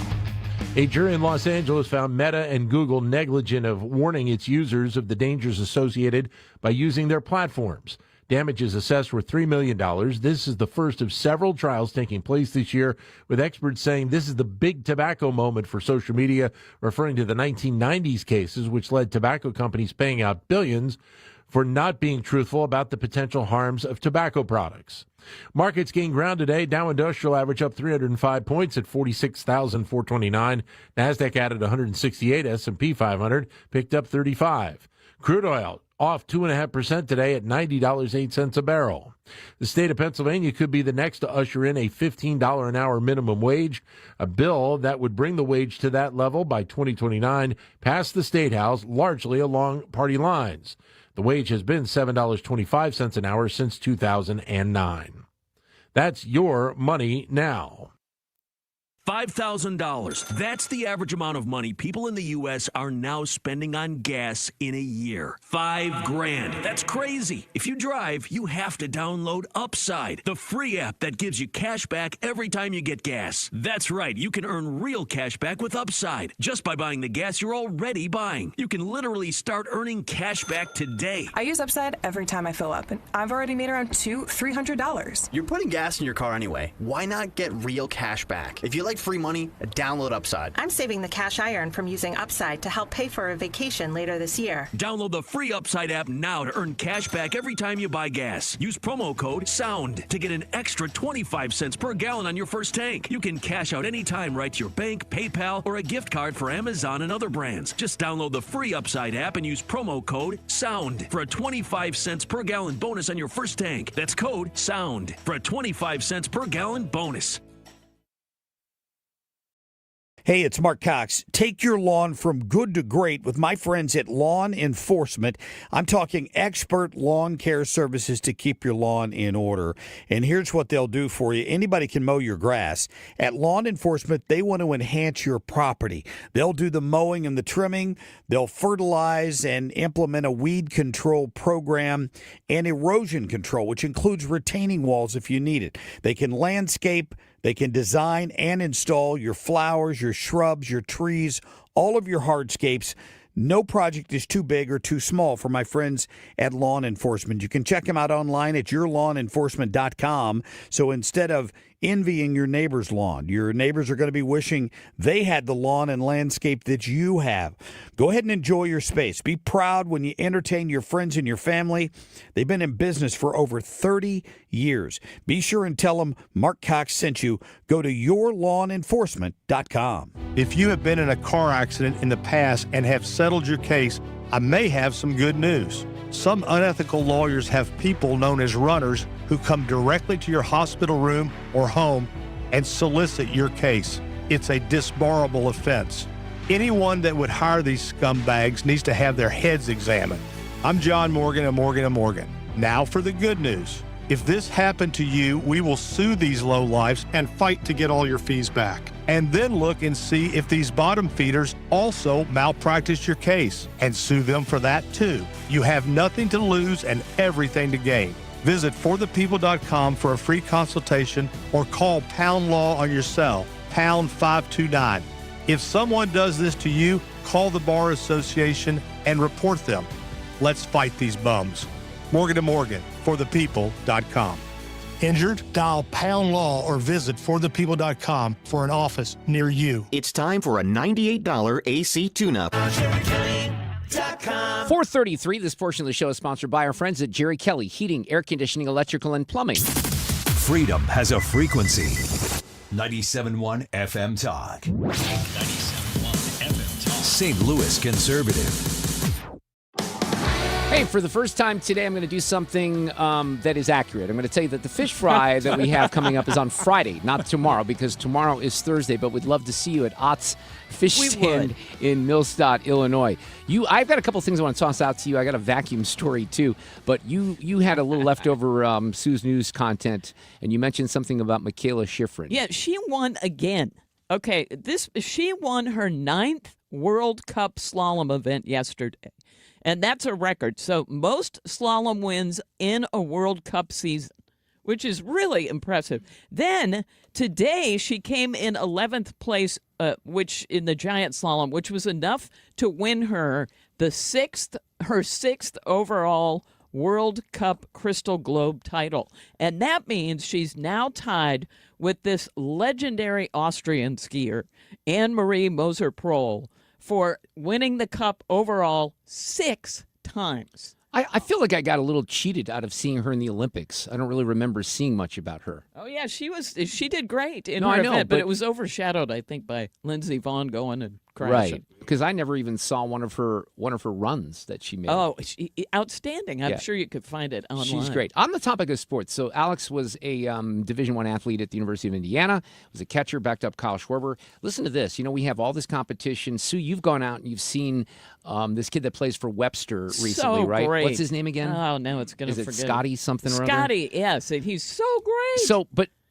I want your opinion on this in particular, Alex. This is in the Wall Street Journal from a couple of days ago. I've heard about this, too, from, some other sources, but there are more boys that are repeating 8th grade these days in what they're referring to as a holdback year.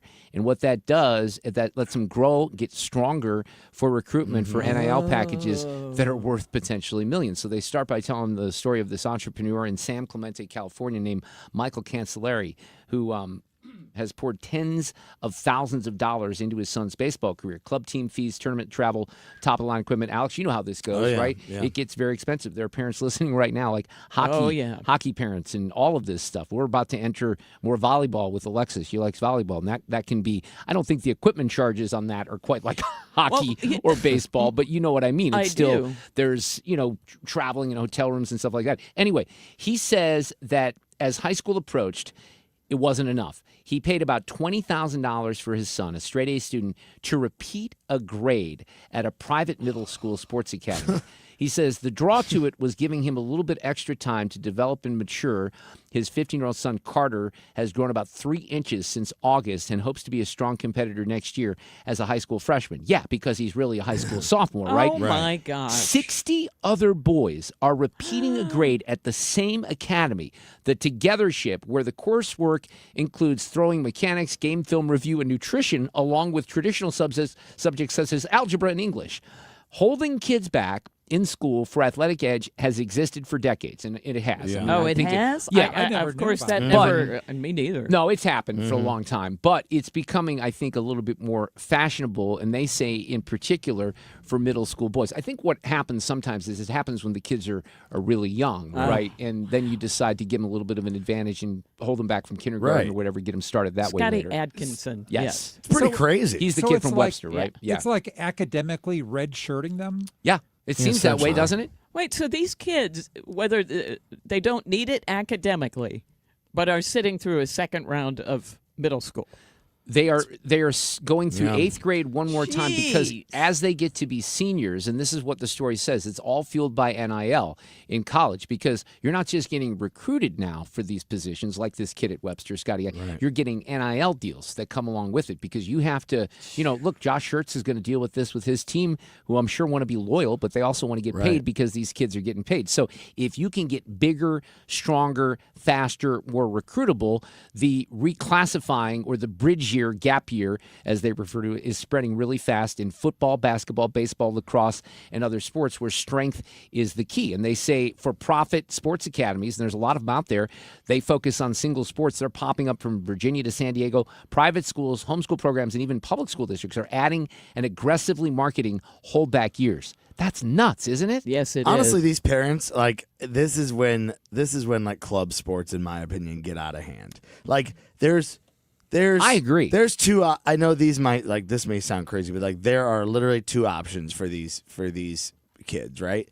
Which one is the percentage is extremely low. They're gonna become a professional athlete.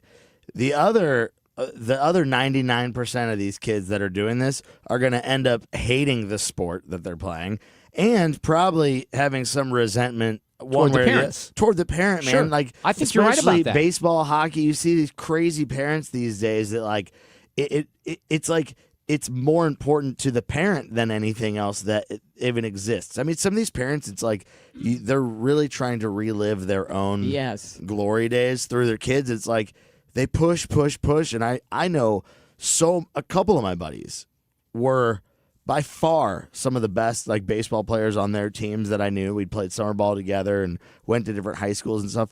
They were by far the best and ended up having playing a lot. They could have played in college, whatever. They ended up just quitting after high school because it was they were just sick of it. They were like, I'm done, because their parents just burnt them out. So you mentioned the percentage, and this is what should be, pretty obvious to a lot of people, but there's only 2% of high school athletes that will play at Division I college, let alone sign, NIL deals. So, but that still hasn't dissuaded these families. And I'm kind of with you. I think a lot of this comes from the parents. And look, if a kid really has a passion and has talent and they can be, moved in a direction and coachable, that's fine. I think a lot of people are going to do that and encourage their kids, but there's such an emphasis on this, and it's so competitive. It's crazy. My niece, we watched her. She played D1 at Northwestern for field hockey. Right. And we watched her win the championship. What it did for her was, because she was not, obviously this is pre-NIL by a couple of years. She would not have gotten anything like that. She was a great support player.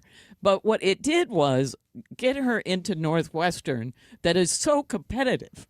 You know what I mean? So a lot of these kids use it not based on age. Nobody's skipping or repeating a grade. But what it can do is get you into a highly competitive, you obviously have to have the grades to do it, but where you may or may not have to apply and sit there.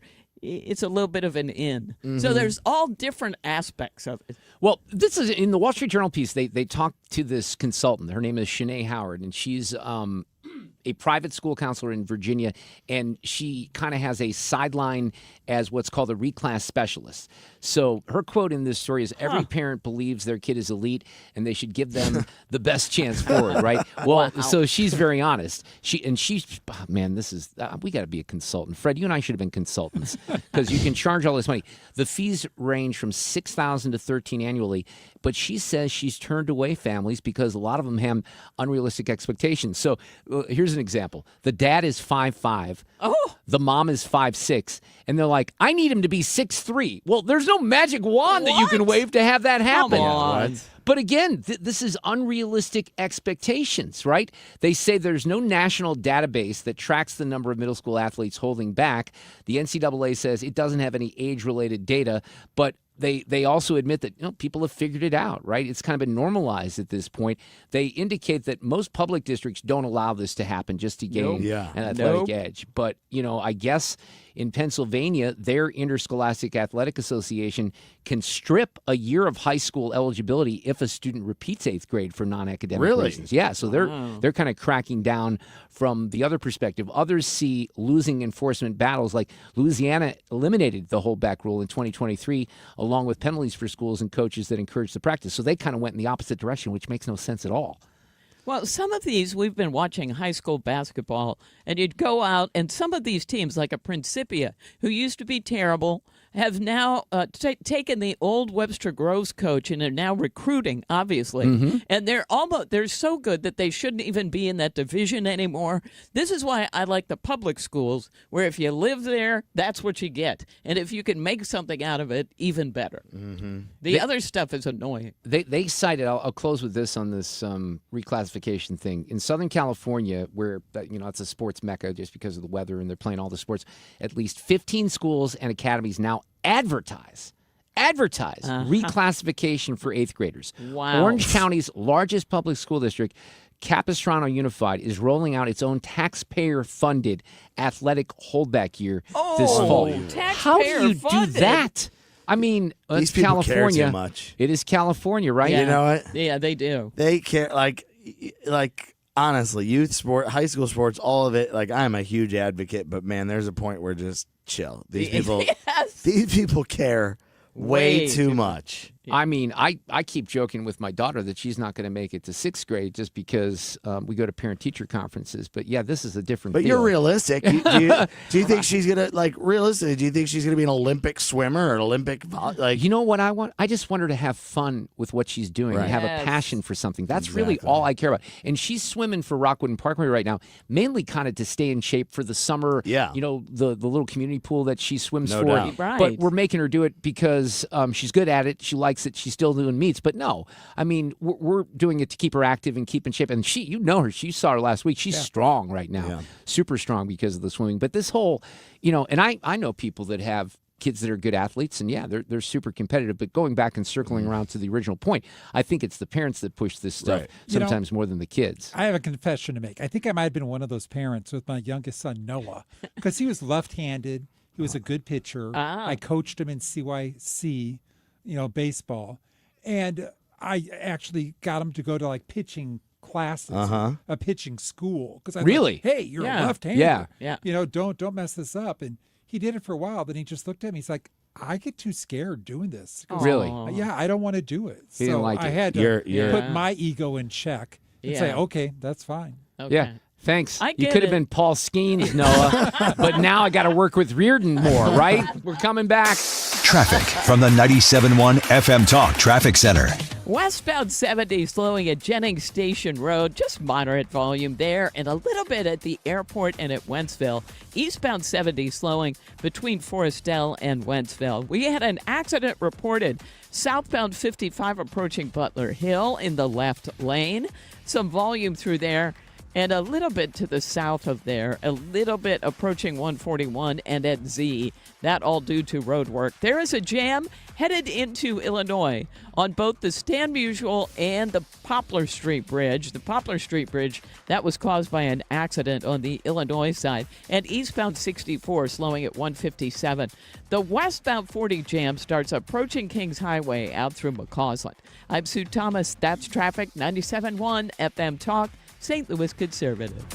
I'll be on the old racquetball court tomorrow at the MAC West, taking on Alex, not this Alex in the studio, in my racquetball league. The MAC is always doing some great things. I mention them occasionally. I want to talk about what we do philanthropically for the community, because each year the MAC has something called the Charitable Society for Children. That's an extension of the MAC Sports Foundation. It operates as a club within a club, and we pick 3 children's charities each year, raise a lot of money, present them with a check at the end of the year, and then we move forward with 3 new charities. This year, it's Books for Newborns, Joshua's Great Things, which teams together for kids with brain cancer, and then Missouri Kids, which is another awesome organization young kids who are injured and they lose the ability with legs or arms or any kind of movement, they make sure that they're as independent as possible if you suffer a life-altering injury. So great organizations that are helped by members at the MAC. And can always find out more on the website mac-stl.org for the Missouri Athletic Club. This month, 97.1 FM Talk in Action spotlights Helmets First, a nonprofit promoting kids' safety through free bike helmets, education, and partnerships with local police. Officers help fit helmets and connect with kids in the community. Learn how you can help at helmetsfirst.com. When it comes to planning your retirement, there's a lot to think about. Portfolio management, tax planning, and retirement income just to get started. Steve All and his team at the All Financial Group focus on those things and more. Their goal is to help you achieve your goals. Call 636-230-8824 or online, yourmoneymattersstl.com. Investment advisory products and services made available through Impact Partnership Wealth, LLC, IBW, a registered investment advisor. Insurance and annuities offered through Steve All, NPN number 153-07419. Rhino Shield is engineered to outlast paint by a lot, backed with our 25-year transferable warranty. Paint a house, shield a home. We do brick, block, stucco, asbestos, steel, aluminum, cedar, and more. We are the only coating company selected by Disney, This Old House, and 3 times on HGTV's Curb Appeal, where all 3 episodes concentrate on unpainted brick. If you maintain or own a business with a tired-looking building, you owe it to yourself to look at Rhino Shield and our beautifully durable color schemes. Evaluations are free. We're making buildings pop and be noticed again, from Champaign to the Lake of the Ozarks, exceeding expectations every day with our products, people, and performance. Now is the time to call 877-25-RHINO, 877-25-RHINO, or go to 877-25rhino.com and see how honest and transparent we really are. Tell them, ladies. Don't paint, don't Rhino, go Rhino Shield. Never paint your house again. Rhino Shield. Bringing a data center online takes more than equipment. It takes precision. Graybar helps customers predict, stage, schedule, deliver, and verify every step of the build with critical products that are available now. From networking and wireless to critical power and testing tools, our teams help you reduce downtime risk and keep projects on track. Speed, scale, ready now. Yep. Graybar does that. Don't let tax refund worries hold you back. File now with TurboTax on Intuit Credit Karma. They'll find every credit and deduction to help you get every refund dollar you deserve, or your money back. Start filing today in the Credit Karma app. This is the Mark Reardon Show on 97.1 FM Talk, St. Louis Conservative.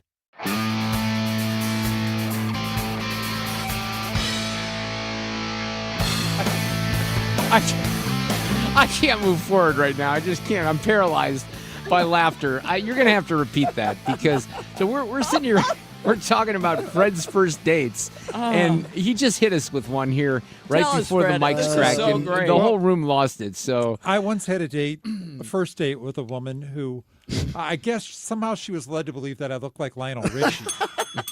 Now, in fairness, Fred, for many decades, had a mustache. So you think that was about it. Okay, Yeah, well, you're a white dude, right? Yes, okay. I just And want she said, "Oh, that's great because she thinks she looks like it was Apollonia." Yeah, from yeah. Prince. So she's like, "Great match." So I show up to pick her up. She looked a lot like Apollonia, and I do not look like Lionel Richie. Yeah. So it was kind of a struggle. Oh, Really? But she was that very is brutal. nice. Yeah. Oh, Yeah. Fred. Her mom was nice to me. You need like when you dropped her off, did Mom apologize or something like that? No, I was too busy apologizing. Oh, my goodness. gosh. But she was I- very kind. I think you need we need to publish her and Fred's just do first my dates. first dates. That's Fred's first hilarious. dates. You have They're so many so stories. good. Oh boy. Unreal, That's right? hysterical. You guys got fancy refrigerators. So you have a new house. So do you have a fancy refrigerator, a new one? No, I do have a new one. It's a one that you can switch out the panels on. It's a Samsung bespoke, so you could put white panels up on the top that are glass and then blue on the bottom, and you could do that. But it's not super fancy, but I love it. Do you ever switch it up? Oh, yeah. We got white on the top now and kind of a blue That's on the kind of bottom. cool, though. Based on the season or what? Mood. Okay. You could be all stainless. It could be all white. Yeah. I wanted pink, but they don't have it. All right, so I'm going to tell you the story here of Tim Yoder, who is in Chicago, and he's a supply chain manager. He owns a Samsung Electronics family hub fridge. He paid $1,400 for it. It comes with a 32-inch screen on the door that allows him to control other Samsung gadgets, pull up recipes, or he can even stream music on that. But guess what else is happening? Since last fall, it's been intermittently serving up ads, part of a pilot program, being tested on some of Samsung's smart fridges sold in the U.S. The response? Not warm. Yoder says, I guess this is another place for someone to shove an ad in your face. Unbelievable. That's unreal, That's right? crazy. So, look, they're everywhere. We're going to see It's even more coming. this baseball Yeah. season. We'll even see more on the field and, in the corners and split screens. I saw one yesterday. They said they're going to maybe start, I don't know if it was a joke, start showing ads on Apple Maps. And they were like, Sure.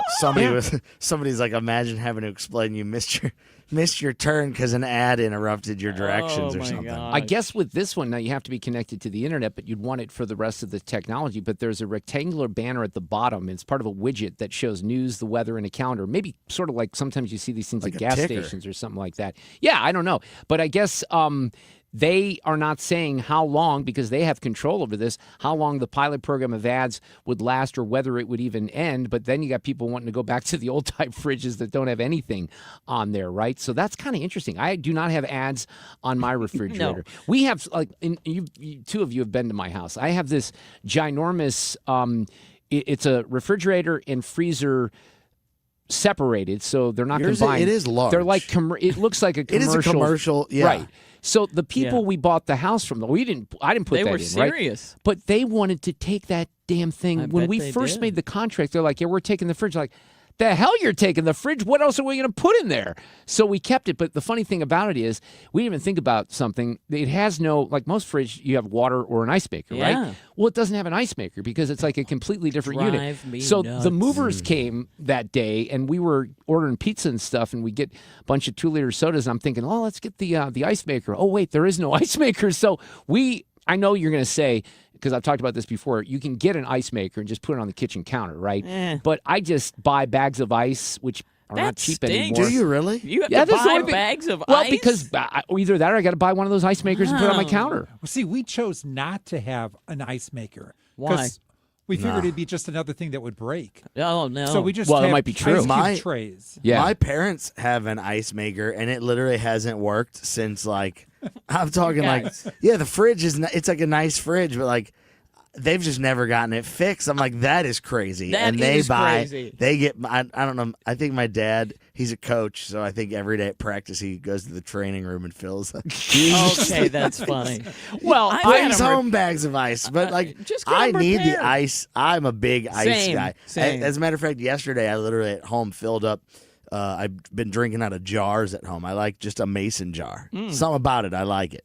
I filled that bad boy up with a ton of ice, put a little water in there.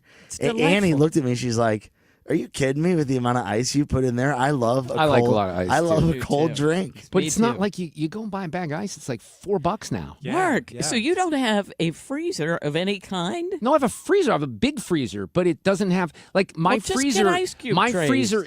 Well, that's too easy. What are you spending, My like freezer $300 a month is on the Diet Coke and ice? Yes, probably. My freezer's the size, double the size of most refrigerators, and then my refrigerator is the same thing. It's like ginormous, right? Yeah, well, go get ice cube trays. You can live. We have those, but that's Trays, too much no, work. I that's don't a like lot of that. work. Filling it up and they putting spill. it in. Yeah. Because Alexa So does you're that, gonna but I don't buy like it and hack up ice, and that's easier.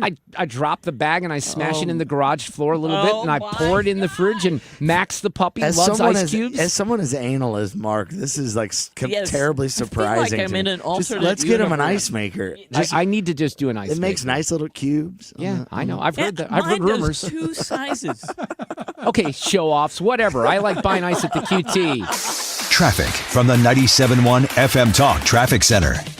On the roads, we've got a little bit of volume out there. And who said you looked like Lionel Richie? I can't get that out of my head. Did somebody set you up? We're gonna focus I don't on know. this It again, must huh? be my PR person. Yeah. I don't know. Okay. 70 westbound and eastbound, a little slow at Jennings Station Road and then past the airport. 64 is lined up, and it's approaching Kings Highway out through McCausland. Southbound 270, heavy traffic from Page down through Doherty Ferry and a little bit of Gravois. 55 is slow, headed down toward Bates. Little at 141, a little in the Festus area, but some slow-moving traffic headed into Illinois on both the on both the Stan Musial Veterans Memorial Bridge and the Poplar. I'm Sue Thomas, and that's traffic. 97.1 FM Talk, St. Louis Conservative. Beat the spring cleaning rush and call Zero Res today. Mark Cox here. It's the perfect time to clean your air ducts as you deal with allergy season coming up. This month, get a free size upgrade on every whole home air duct cleaning package. Don't you love it when you buy your favorite coffee or soda and you get a free size upgrade? That's what Zero Res is doing with this whole home air duct cleaning package. You pay less for more fresh. Go online at ZeroResSTL.com and ask for the 97.1 special. License number GL250000615. We've seen all kinds of clogs, so remember the rule. Only flush 3 things. Number 1, number 2, and toilet paper. What about my dinosaurs? No. My monster truck? Nope. What about... If it's not the big 3, don't flush it. But if someone does flush a dinosaur... Call Grasser. We clear the clog and get things moving again. Green is always Grasser at GrasserHomeservices.com. Do you owe $10,000 or more in credit card debt or personal loans? With credit card debt at all-time highs, Debt Relief Advocates is urgently notifying consumers of debt relief now being made available designed to aid consumers with out-of-control credit card debt. Those who qualify and enroll for this relief program may only have to pay back a fraction of what they owe. This is not bankruptcy or a debt consolidation loan. This is a relief program that credit card companies would rather you not know about, as it could end your debt nightmare and save you lots of money. Consumers owing at least $10,000 in credit card debt or personal loans can now take advantage of this debt relief as the cost of living skyrockets. For free information and to learn what debt reduction you may qualify for, simply go online and visit DRA.com or call 800-535-1582. 800-535-1582. Again, that's 800-535-1582.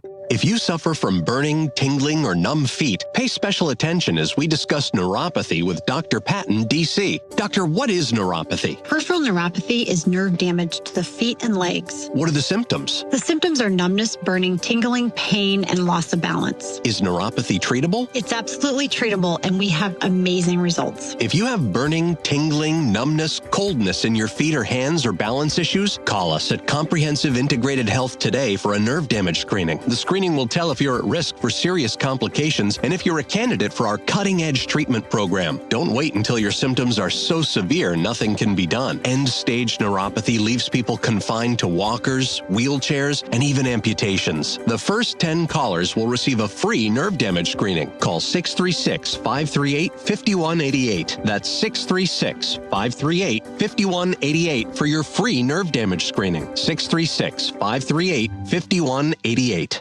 Brian Kilmeade is coming back to St. Louis for one night in November. Just listen to the Mark Cox Morning Show, the Annie Fry Show, and the Mark Reardon Show like you usually do. But pay attention for us to tell you when to call to win free tickets. KFTK FM Florissant from the Kaufman Townsley St. Louis's Injury Lawyers Studio. Call 314-777-7777. That's 314-777-7777. To pay millions. I'm Lisa Lacera, Fox News. A jury has found Meta and YouTube liable in the case of a now 20-year-old woman who claims she became addicted to their platforms as a child. Both companies denied claims they knowingly created addictive features harming young people's mental health. They've been ordered to pay $3 million in damages and an additional $3 million in punitive damages, with Meta owing $2.1 million and Google $900,000 for each award. The companies will appeal. We will continue to defend ourselves vigorously, as every case is different, and we remain confident in our record of protecting teens online. Meta spokesperson Ashley Nicole Davis. Fox's Kristen Goodwin, the plaintiff's attorney Mark Lanier. We're deeply appreciative, and I do think it bodes well for the other thousands of cases that are out there. The ruling comes just a day after a jury in New Mexico ordered Meta pay $375 million for failing to disclose the risks of its platform to children. White House Press Secretary Caroline Leavitt pushing back after House Judiciary Committee ranking member Jamie Raskin said a memo included in documents released to his committee accuses President Trump of holding on to classified documents related to his business interests and says he showed a classified map to passengers on his private plane. Leavitt accuses Raskin of cherry-picking untrue claims. And that information was unverified. It never even made it into the indictment because it was so unverified. The indictment secured by special counsel Jack Smith was eventually dismissed by a federal judge. The Trump administration set to pay $1.2 million to settle a lawsuit with former National Security Advisor Michael Flynn. Flynn pled guilty during Trump's first term to lying about phone conversations with a top Russian diplomat, but was later pardoned. The settlement resolves a 2023 lawsuit where Flynn sought at least $50 million. America's listening to Fox News. LifeLock, how can I help? The IRS said I filed my return, But I haven't. 1 in 4 tax-paying Americans has paid the price of identity fraud. What do I do? My refund, though. I'm freaking out. Don't worry, I can fix this. LifeLock fixes identity theft guaranteed and gets your money back with up to $3 million in coverage. I'm so relieved. No problem. I'll be with you every step of the way. 1 in 4 was a fraud-paying American. Not anymore. Save up to 40% your first year with promo code NEWS at LifeLock.com. Terms apply. Did you know GoodRx can help you save on medication, manage prescriptions, and get trusted health information? If you're one of the millions living with a heart condition, check GoodRx for an easier, more affordable way to manage your health. GoodRx offers common heart medications for under $30. Just search for your prescription, find the best price, then show your pharmacist the GoodRx coupon. And it works whether you have insurance or not. To start saving and better manage your heart health, download the free app or visit GoodRx.com today. GoodRx is not insurance but can be used instead of insurance, including Medicare and other federal and state-funded programs. Air Comfort Service, heating, cooling, and insulation, weather. Temperatures are delightful for any evening plans with clear skies. 63, that's it for the overnight low. Thursday, here comes summertime for opening day. Sunny and hot, 92 degrees. Thursday night, cold front coming in after midnight. Rain and a couple of non-severe thunderstorms after midnight. It's cooler and windy, 44. Friday, an early morning shower, then quickly turning partly sunny. It's a cool day Friday. This is 97.1 FM Talk. Chief Meteorologist Dave Murray. This hour of the Mark Reardon Show is sponsored by Gamma Tree Experts. Your trees deserve the best care. Call Gamma Tree Experts. This is the Mark Reardon Show on 97.1 FM Talk. All right, welcome back. Wednesday afternoon. I say that very importantly because at 3 different times this afternoon, I believe I've made it seem like it was Thursday afternoon, just out of wishful thinking, talking about our fish fries, which will wrap up on Friday, which is 2 days from now. I guess I just want it to be the weekend and Friday, but we're not quite there yet. But we will be at Ott's Fish Stand in Millstown, Illinois on Friday afternoon. The whole gang will be there. We'll do a live Reardon Roundtable. We'll have Sue's News Live in the 4 o'clock hour. Frank Cusimano is going to do a little sports. And I think our friend Brad Young's going to drop by as well in the 5 o'clock hour. A little bit later this hour, we're going to do a unique St. Louis Cardinals preview with Scott Jennings and Joe Arnold, my friend down in Louisville. They're best friends, and Joe's the reason that I know Jennings and the reason that Jennings has been on my show for so long. But he's a big Cardinals fan, and Joe grew up in Belleville, so we're going to do not politics, but baseball at the bottom of the hour. We'll do a little politics right now with our next guest. First of all, here's Carolyn at the briefing earlier talking about the Dems and how they're playing all this with the shutdown. The cruelty is the point. They want this chaos. They want to distract, I think, from the success of our military overseas right now, totally obliterating the Iranian regime. And it's very unfortunate because there's only the only people that are suffering from this are the American people. And I hear that Democrats might be flying out of town tomorrow. How convenient and lovely of them that they get to go to the airport and that they'll get to go home to their families when you have families, TSA workers who are suffering. You have people across the country who are missing flights for funerals and for work commitments because of Democrat politicians on Capitol Hill. Yeah, and earlier, Mike Johnson, the speaker. I don't think we need to be breaking it apart. And so I think that's what the president is reflecting there. He wants Congress to do its dang job. We have done it, the Republicans have, but the Democrats are refusing to go along on that, even though just several weeks ago, they were in favor of it. Now, they don't think it's advantageous for them. Duane Patterson back with us this afternoon from hotair.com, host of the Duane's World podcast. How are you? Happy Wednesday.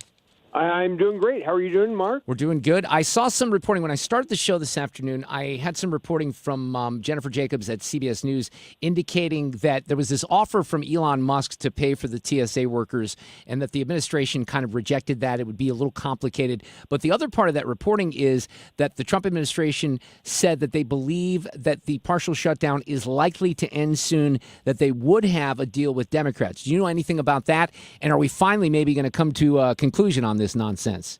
Well, I think there has to be. It's a box canyon. It's the same box canyon the Democrats found themselves in months ago when they shut the whole government down. It was always going to be a fait accompli that they were going to have to cave, and Chuck Schumer ended up caving. They will have to do that this time because, I wrote a column about it this week. You look at the strategy that the Democrats have deployed here, and it just makes you scratch your head and wonder. The strategy is we don't like ICE.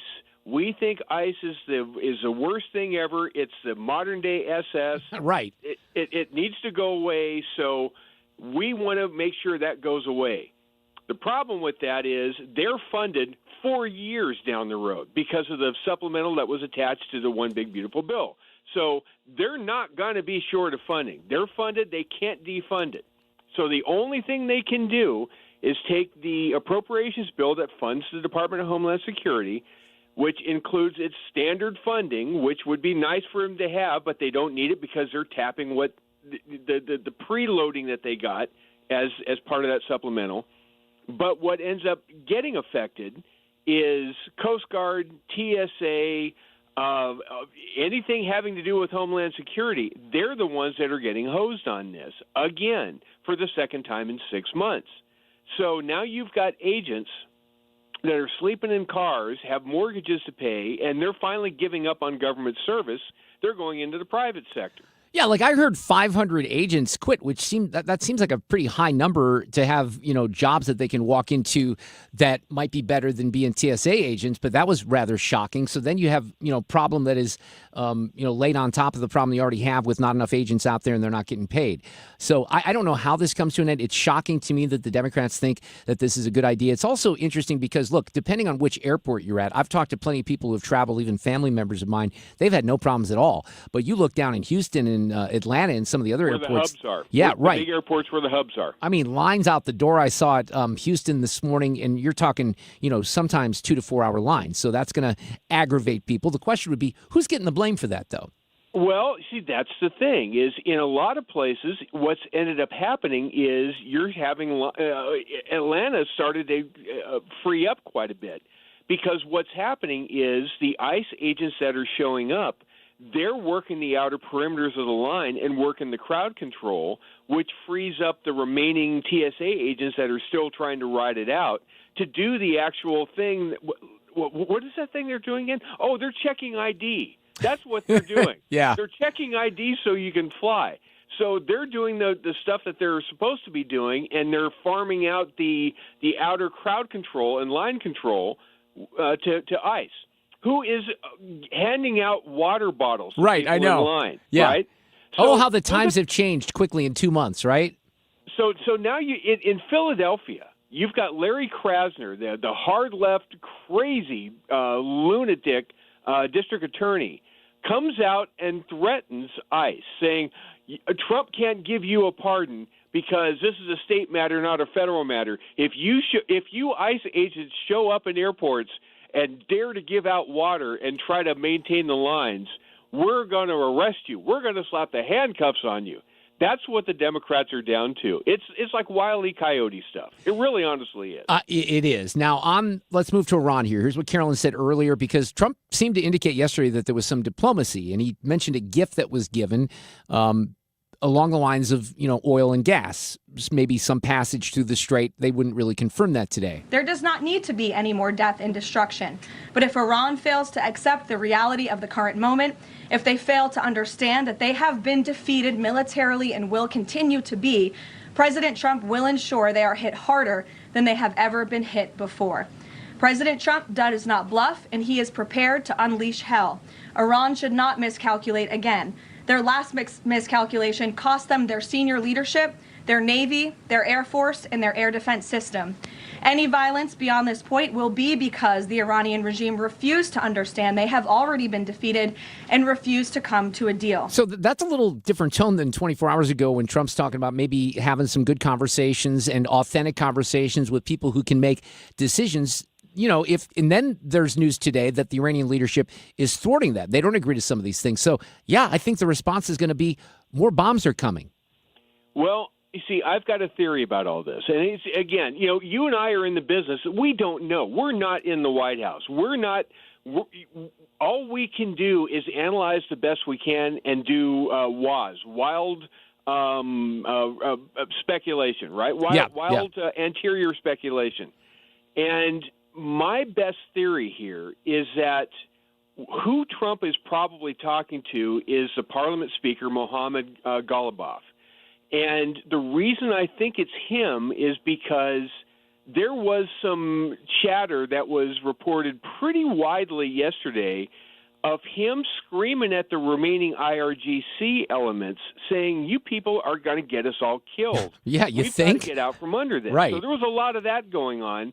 Like he wasn't a fanatic. He wasn't one of these 12th Imam radical fanatics. He wanted to live to see tomorrow, right? So he's the one that theoretically Trump is talking to, and he's saying, okay, fine, we don't have to do nukes. We just want to get through tomorrow, right? So if that's the case, so what's this gift, right? Everybody's trying to figure out what was in the box. Was it, bring me the head of Diego Garcia or so, whatever's in the box. Nobody knows what the gift is.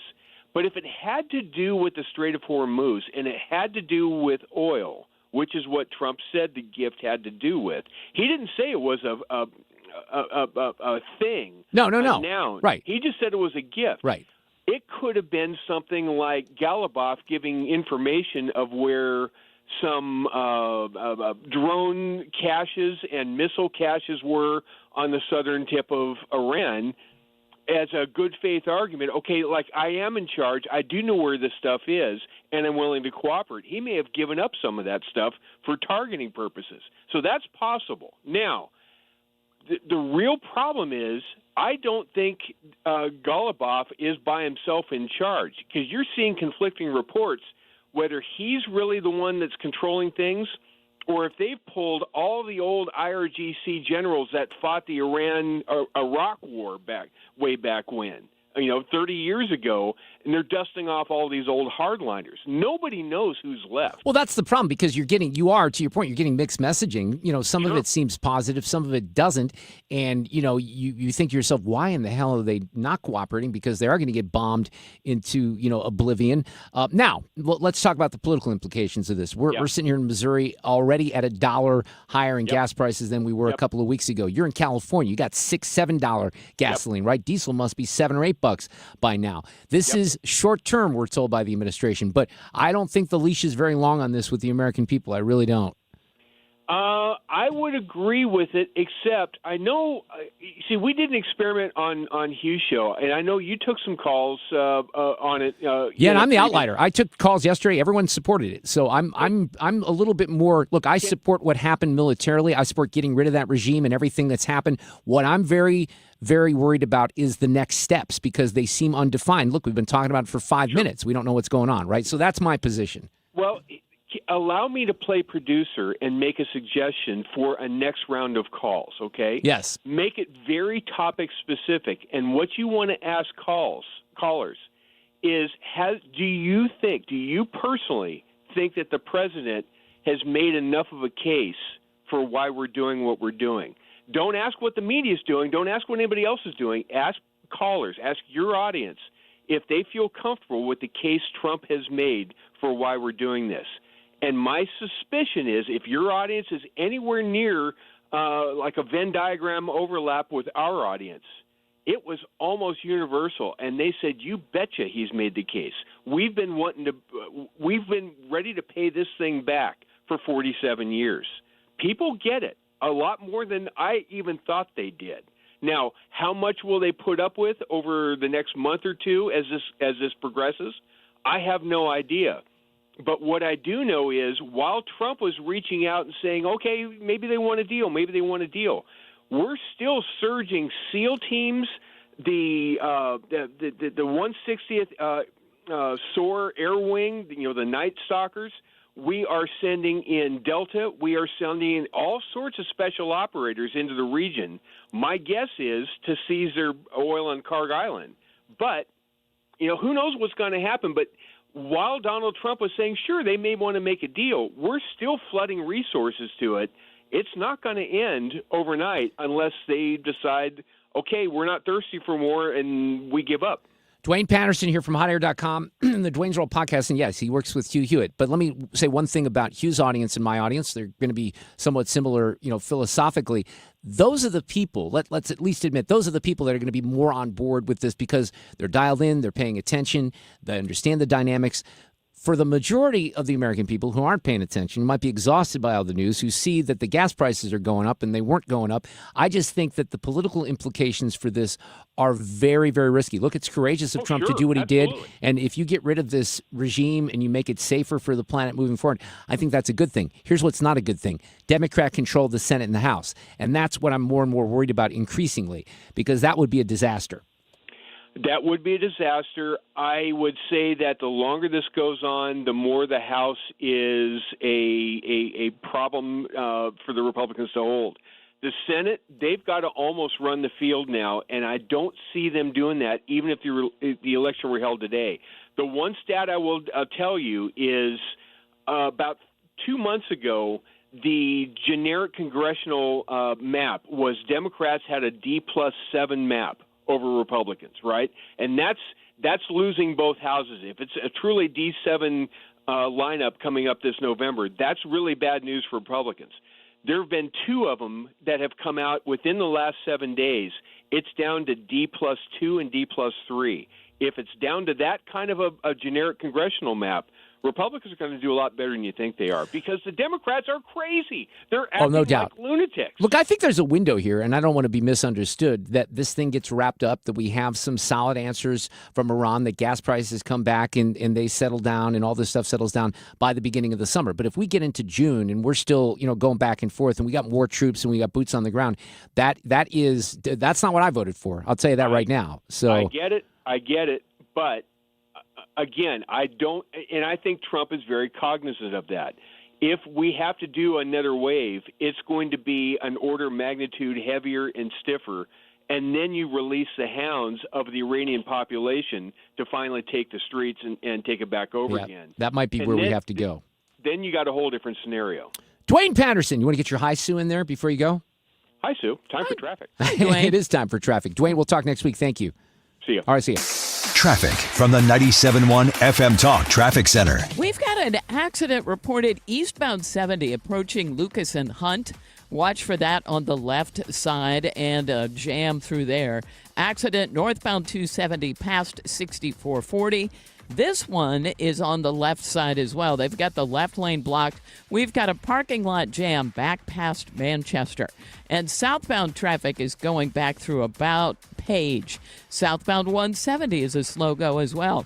And there's a stall eastbound 44 approaching Kings Highway on the right side.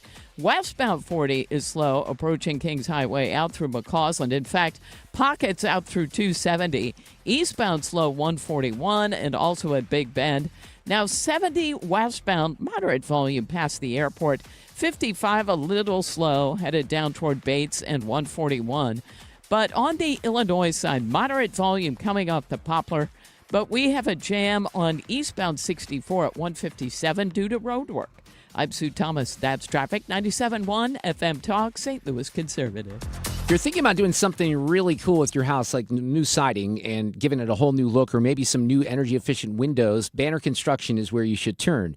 They are outstanding. They've done this since 1993 in St. Louis. They specialize in some of the greatest products on the planet, like James Hardy fiber cement siding. A lot of benefits to that because it has got a great warranty. It doesn't rot like siding, or it looks like real wood, and it doesn't rot like real wood. It's got amazing termite pest resistance, mold, mildew, rot resistance, all of those things. things, and it looks beautiful, and it comes in an array of colors that I think will kind of blow you away. And then there's, style and texture, all of those things. The team at Banner can put that together, not only with the James Hardie siding, but with also Pella replacement windows. And they're chosen by both of those companies as, important installers. And you want to make sure that when you're making a decision to do something to your home that might cost you a fair amount of money and is going to last a long time, you're hiring the right people. And that's the advantage you have with a company like Banner Construction. So for your free in-home design consultation, it's a phone call away, 314-569-1050, the website, bannerconstruction.com. This is Congressman Bob Onder. Tax season is here, and Missouri families are already seeing the real impact of the Working Families Tax Cut Act. House Republicans are delivering real results for hardworking Missourians. According to the Council of Economic Advisors, the bill is projected to raise wages in Missouri by about $3,000 to $6,000 over the next 4 years. That's more money for groceries, gas, and greater security for your family's future. In Congress, I'm working to protect working families, strengthen our economy, and ensure you are keeping more of your hard-earned money. Paid for by official funds authorized by the House of Representatives. Wesley Financial Group is not a law firm, and Chuck McDowell definitely not an attorney. This is Chuck. If someone talked you into buying something really silly and you want to get out of that silly little thing, my advice, get the facts. Call me and I'll send you our timeshare exit kit absolutely free. Inside, you'll learn how timeshare works and all your options for cancellation. Call Wesley now for your free exit information kit. 800-948-7878. That's 800-948-7878. You've been listening to the very popular Wellness One for many years, Saturdays and Sundays on 97.1 FM Talk. We're happy to share that we've expanded the show to 4 times a week. Yes, 4 times every weekend. Saturday at 10 a.m., Saturday at 8 p.m., Sunday at 9 a.m., and Sunday at 2 p.m. It's the same great show designed to cut through the nonsense and provide you a common sense, science-based strategy for a healthy life. So join TJ and Aaron for Wellness One. Now 4 times a week on 97.1 FM Talk. Straight Realty has always been an industry leader when it comes to commissions, so it should come as no surprise that the recent Realtor settlement has only empowered us to continue offering our sellers even better rates. We now list homes for only 2%. Hi, I'm Christina Straight, owner of Straight Realty. Call me, 314-441-4444. Why pay more than 2? You can also listen to my podcast on my website, straightrealty.com. Commissions are not regulated and are negotiable. Straight Realty is a licensed broker in the state of Missouri. You're listening to The Mark Reardon Show, 97.1 FM Talk, St. Louis Conservative. Got a big choir concert to go to tonight at Rockwood Summit. The Stanton Singers, that's my daughter, is part of that. They're singing a couple of tunes tonight. I'm not sure what songs they're doing. Nice. Yeah, she's doing I think I mentioned this, they're doing the national anthem at the Cardinals game here in a couple of Fridays. They did, remember last year, I was in Greece, I missed this, when we were coming back the night that they were there during, I think they did God Bless America. What's the other one they do? Take Me Out of the Ball Game? I don't know. I should know this as a parent, great. right? I'm a terrible parent. But I know that she gets up every Wednesday morning and practices for these events. So tonight we'll hear the end result of that concert at Rockwood Summit. This is so heartbreaking. I want to share just a little bit of it. And, I think about this from time to time because we're believe it or not, 2 months now into this Savannah Guthrie thing. Oh. And I was thinking about it yesterday before I knew she sat down. She did an interview with Hoda Kotb, her co-host on the Today Show. Really, it's the first interview that she's done. We've seen Savannah release, Instagram videos, but this thing has just dried up. There doesn't appear to be any direction that the investigation is heading, and what you're going to hear, and it's just agonizing. You can tell. I don't know how you would deal with something like this because here we are in a very realistic situation where there might not be a resolution. They may never know the answer to this. Can you imagine? I can't. And, you can kind of hear it in Savannah's voice when she's talking to Hoda. Someone needs to do the right thing. We are in agony. Yeah. We are in agony. It is unbearable.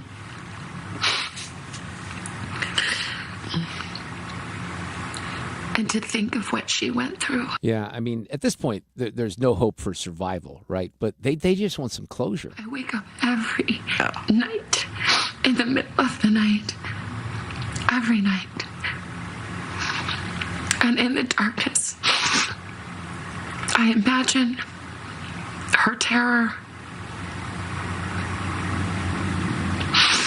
And it is unthinkable, but those thoughts demand to be thought.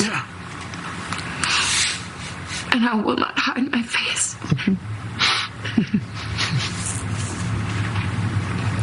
That she needs to come home now. It's heartbreaking. Oh, my goodness. It is absolutely heartbreaking. And I don't know how that family can go to sleep and wake up and have to deal with the dead ends, Mark. from day to day. It's really, we've talked about this so many times too. There's no way you can get away with a crime this day and age. Cameras are everywhere. There's not a chance. It'll take a few weeks. They'll catch people. Kohlberger, same thing. Nothing here. I really thought that the video from the front porch would do it. I really did.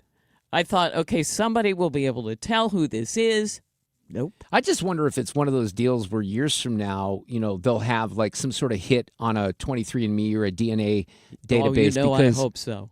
Yeah, because they think they have some DNA, but wow, outside of her doing that interview, there's no coverage of that anymore at all, mainly because there's nowhere that the investigation is heading. All right, we have we're going to do a very special Cardinals preview with Scott Jennings and Joe Arnold from down in Louisville. Scott and Joe and I, Joe's the guy that introduced me to Jennings. Joe and I have known each other since around 2000. He was a longtime Louisville broadcaster, WHAS radio and TV, and Jennings was on WHAS radio many, many years ago. But they're both huge Cardinals fans. And Joe is a Cardinals fan because he grew up here in the St. Louis area in Belleville. But when he met Scott and they did radio together many years ago, Jennings grew up in Kentucky, as a lot of people do, not in Arkansas. They can hear the KMOX signal, and they're not only big Cardinals fans, but they're educated Cardinals fans, and they get more geeky than I do.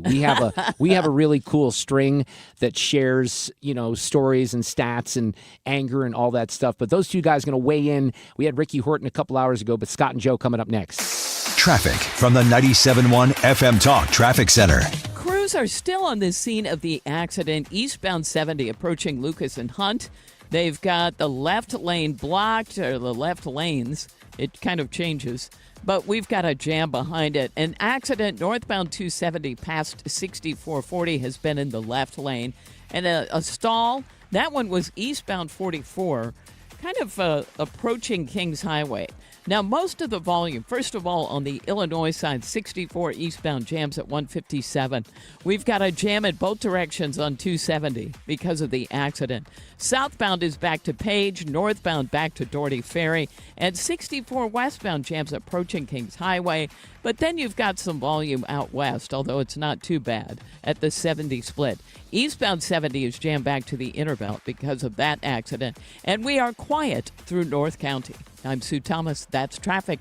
97.1 FM Talk, St. Louis Conservative.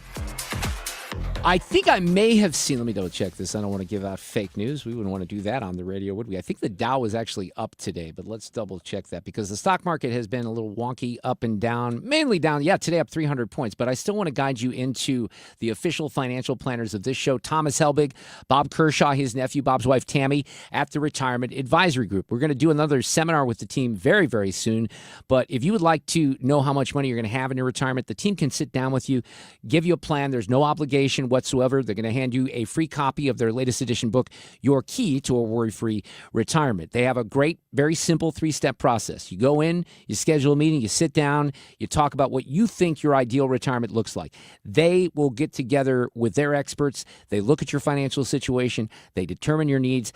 They get started on a plan. You get a custom strategy, right? There's no one-size-fits-all. They want you to help your unique retirement goals and do it without stress. That's what it's all about. And they have a different strategy. That strategy is safely linking to the market. So again, there's never any obligation, but why not go in, see if you have a vibe, see if you like what Thomas and the team are all about. 314-993-9494, retirementkey.com for the official financial planners of this show, Thomas Helbig and the Retirement Advisory Group.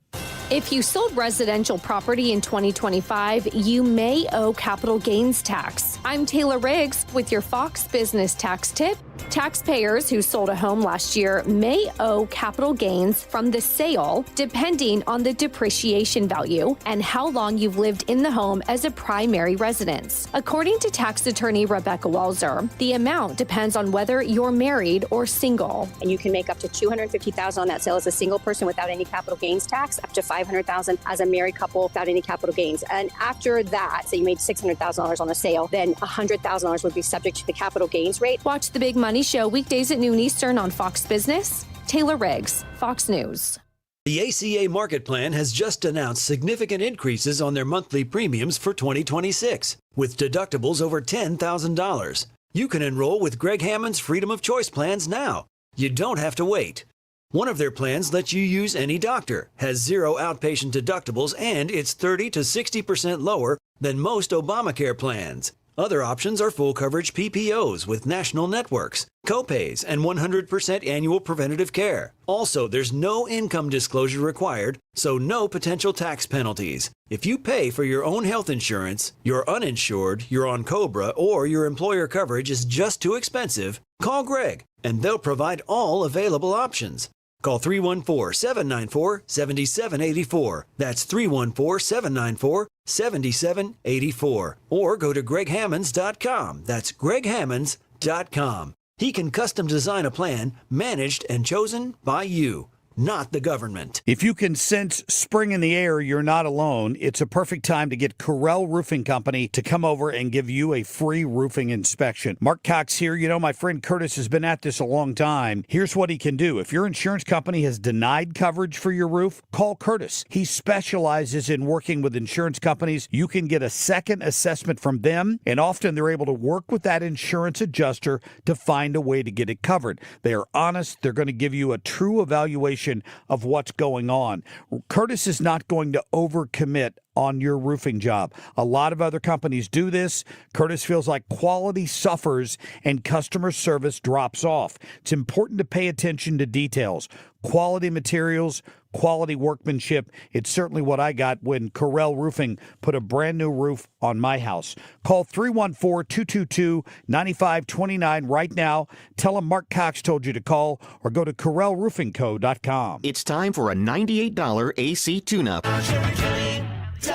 Yeah, and at 5:32, this portion of the show is sponsored by Jerry Kelly Heating, Air Conditioning, Electrical, and Plumbing. From Festus to Freeburg, 97.1 FM Talk, St. Louis Conservative. Hey, Brian Kilmeade's coming back to St. Louis in November. We have tickets to give away. In fact, let me do that right now because we're giving away tickets each and every day this week. He's going to be at the Factory in November. We would love for you to go. It is on November 21st, which for you deer hunters out there, that's a week after firearm deer season opens, so you won't be in the woods. I'll be back, probably skunked again from Howard County, but it's going to be a great show. Brian loves St. Louis. He loves the 97.1 FM Talk audience, and he was at the Factory last year. You know, Jimmy Fallon is coming to the Factory in about 2 weeks. Brian will be there again in November. I think there's going to be a book tie into this, but tickets are going to go on sale soon. And if you're calling number 7 right now on the contest line, 314-241-9797, 314-241-9797, Ethan and the Factory will give you a pair of tickets to see Brian Kilmeade, and the whole team from 97.1 FM Talk will be out there. I have an audio cut of the day coming up here. Speaking of Kilmeade, he'll join us tomorrow afternoon at 3:18. You know, I always talk politics with Scott Jennings, but the guy who brought us together is Joe Arnold down in Louisville, and all three of us are friends, and we're big baseball fans. So instead of politics today, we're going to do a little Cardinals opening day preview. Scott Jennings, Joe Arnold, happy opening week. Yeah. Well, is it happy? Or I mean, I'm happy that baseball is back, but I mean, we're at the beginning of a long climb here, boys. I think we are. Well, let me start with you, Scott, because you actually made it down to Jupiter last weekend, didn't you? I did. I saw one game, and it was a beautiful day there at Roger Dean, which, by the way, had a couple of nice renovations in it. And, you know, the Cardinals, we I think batted 9 guys in the first inning. Velasquez hit the ball hard twice. We then promptly sent him down to the minor leagues.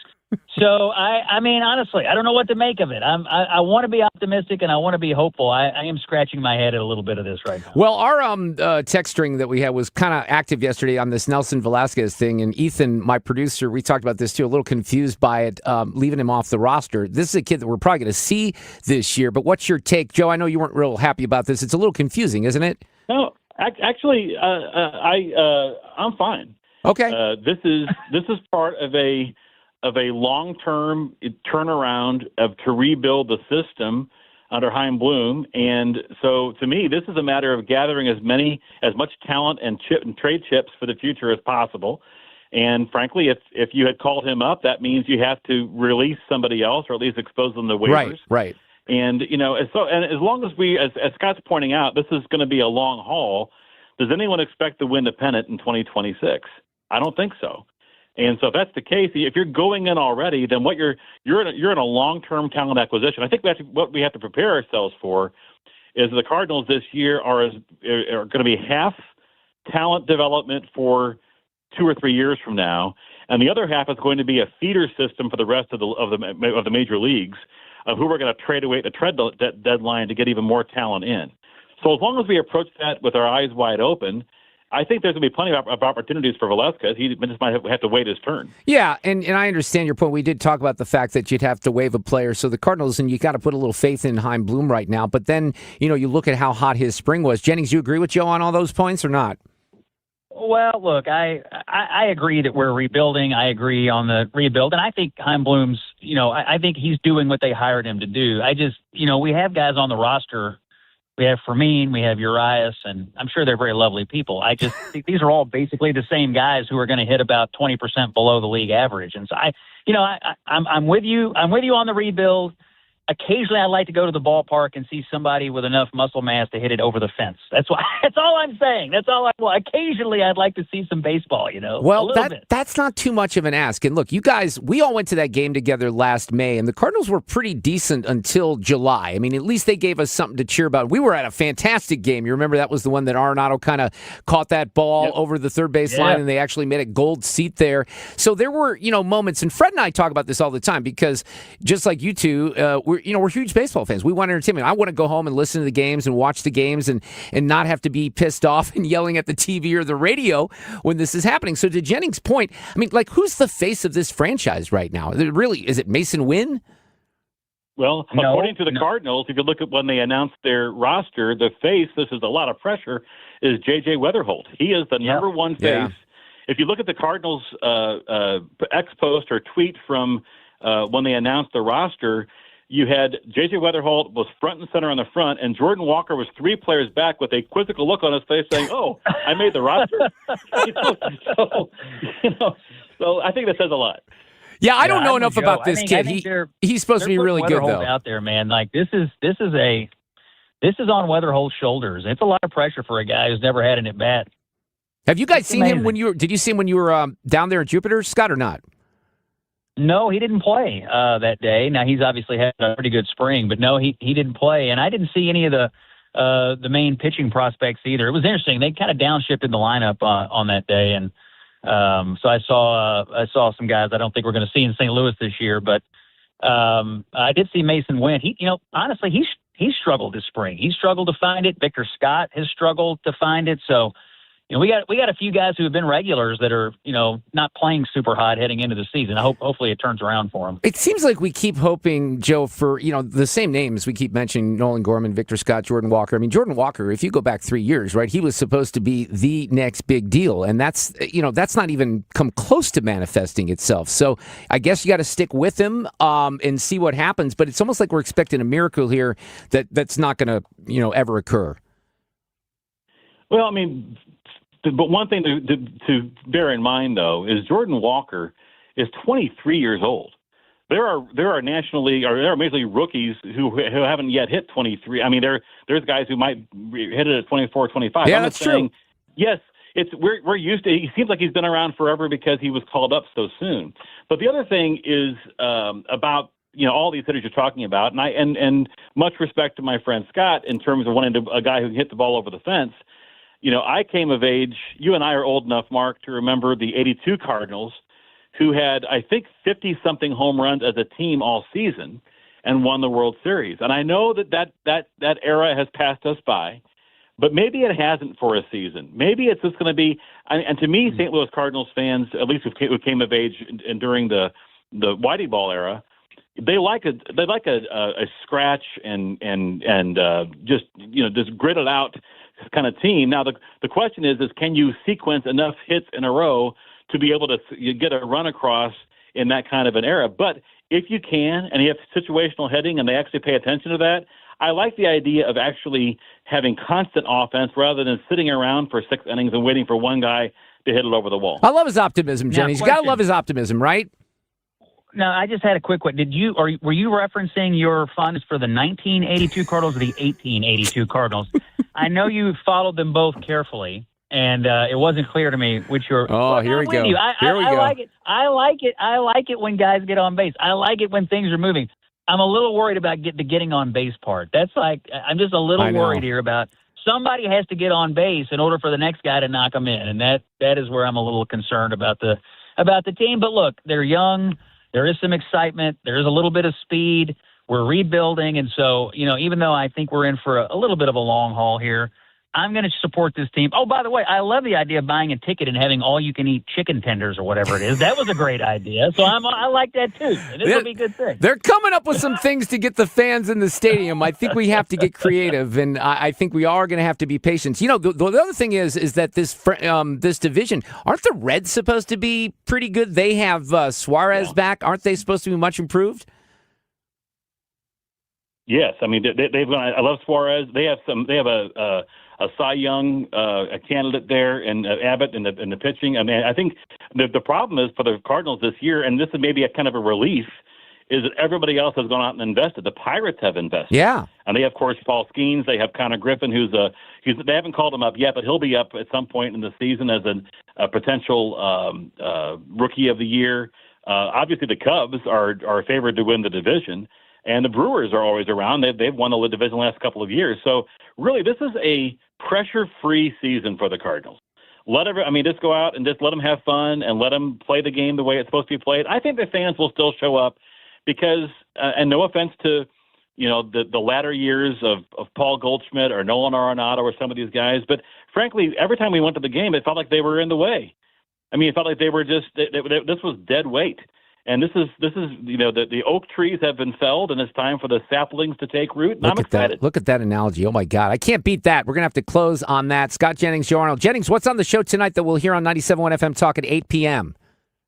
Well, the breaking news, Democrats blowing up the deal to try to get the Department of Homeland Security funded. There's going to be a vote in the Senate this afternoon. Senator John Barrasso joined us, just steps off the Senate floor to kind of break the news that Democrats want to continue to put you in misery at the airport. So a lot of talk about that today. These lines are just crazy.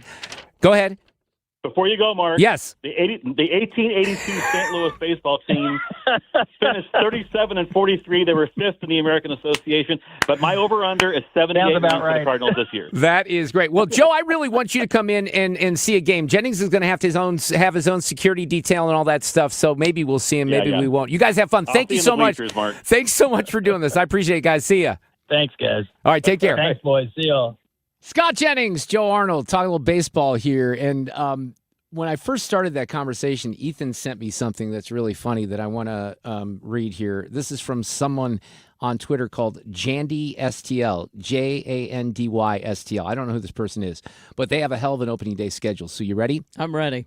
4 to 4:30 a.m. Wake up, stretch my arm. You never know if they might need you. 4:30 to 5 a.m. Breakfast, hot dogs, nachos, ice cream, and helmets. 5 to 6 a.m. Meditate, Heim Bloom Prayer Circle. 6 to 7 a.m. Watch last inning of each Cardinals World Series win. 7 to 7:30 post video of PCA forgetting how many outs there were. That's pretty good. Pete Crow Armstrong. 7:30 to 8 a.m. reply to every negative post about the Cardinals and say they're going to shock the world. 8 a.m. to 9 a.m., watch the 2023 season highlights to stay humble. 9 to 9:30, head to McGurk's. 9:30 to 10:30, have one beer for every win they'll have this year.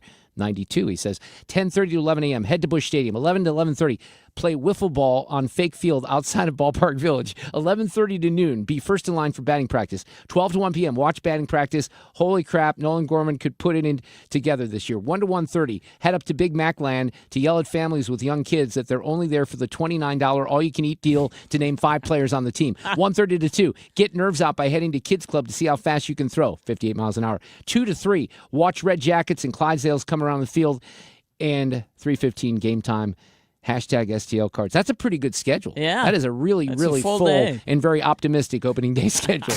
Traffic from the 97.1 FM Talk Traffic Center. Accident reported on 364, just a little bit east of Gudermuth, and we've got a real jam for westbound drivers. Eastbound drivers are slow in the area as well.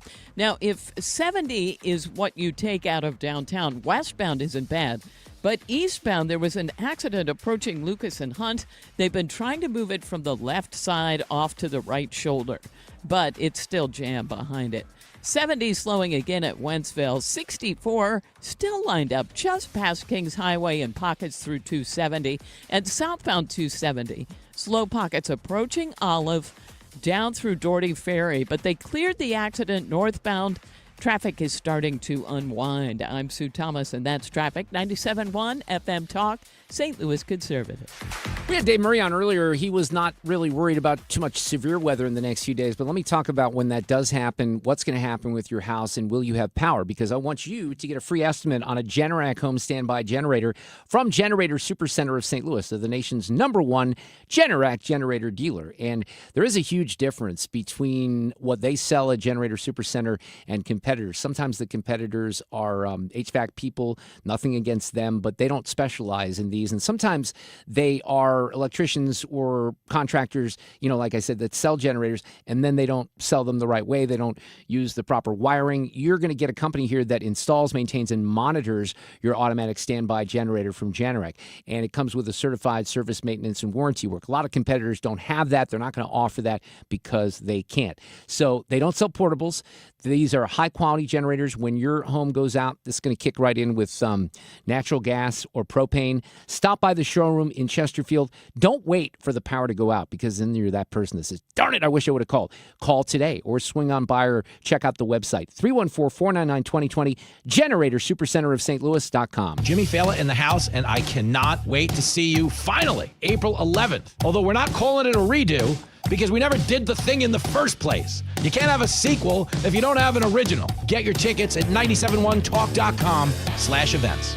If you're considering an annuity as part of your retirement plan, we need to talk. Hi, I'm Bob Stockdale, Senior Vice President Investments with the ClearPath Wealth Management Group at Stifel, and host of On the Money, Saturday mornings at 11 on 97.1 FM Talk. Annuities can be a useful tool for some retirement investors, but not all annuities are created equal. Every week, we meet clients who own complex annuities that don't suit their needs and, in some cases, actively undermine their retirement plan. Before you purchase an annuity, get a second opinion from the ClearPath Wealth Management Group at Stifel. Requesting a consultation is free of charge. To request a free consultation, contact us at clearpathinvesting.com. That's clearpathinvesting.com, or call us at 636-695-2650. That's clearpathinvesting.com or 636-695-2650. Stifel Nicholas & Company Incorporated, member NYSE and SIPC. I'm John Morgan of Morgan & Morgan. If you've been injured in a car accident, call America's largest injury law firm. For over 35 years, my mission has been to deliver more for our clients, to deliver more for you. If you or anyone in your family has been injured in a car accident, call us now, as the time to file a claim may be limited. Last year, more clients hired Morgan & Morgan than ever before, protecting America, fighting for you. Morgan & Morgan. Injured? Dial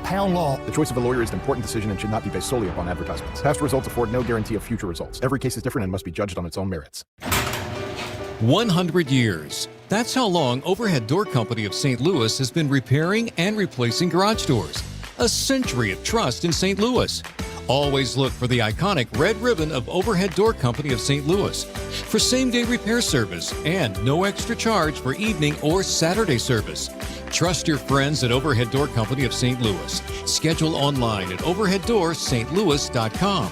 That's overheaddoorsstlouis.com. How can you free your team from time-consuming office tasks? Amazon Business. Smart business buying tools enable buyers to find and purchase items fast so they can focus on strategy and growth. Free up your teams and focus on your future. Learn more at amazonbusiness.com.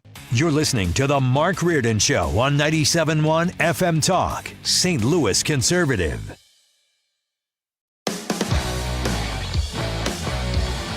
Well, Sue, while everyone's enjoying hot dogs and brats and nachos and stuff like that, we will be here yes, we will. delivering entertainment and information to the St. Louis folks who are not at Busch Stadium. And this is our mission tomorrow, and we'll have a lot of fun. It is awkward for me because, for many, many years when I was doing Afternoon Drive on KMOX, it would be I would host the broadcast. We would call it Kegs and Eggs. We had a big party, tents. I remember bad weather, good weather, rainy, a little snowy. Tom Ackerman and I would interview, Mr. DeWitt, Mo. People would come over, maybe Mike Shannon or something like that, or John Rooney, and we had a great time. And then I would either go to the game or, I'd listen to it on my way home in the afternoon. I wouldn't have to work, I guess, is the important point. I got so that. So it's kind of weird because I have to be on the air when the game is going on. But we also know that not everyone watches baseball. But, Fred and I have this in common, and this is one of the reasons I wanted to do that with those guys, Scott and Joe, because we truly, deeply, deeply love the game of baseball. Basketball. I'm thinking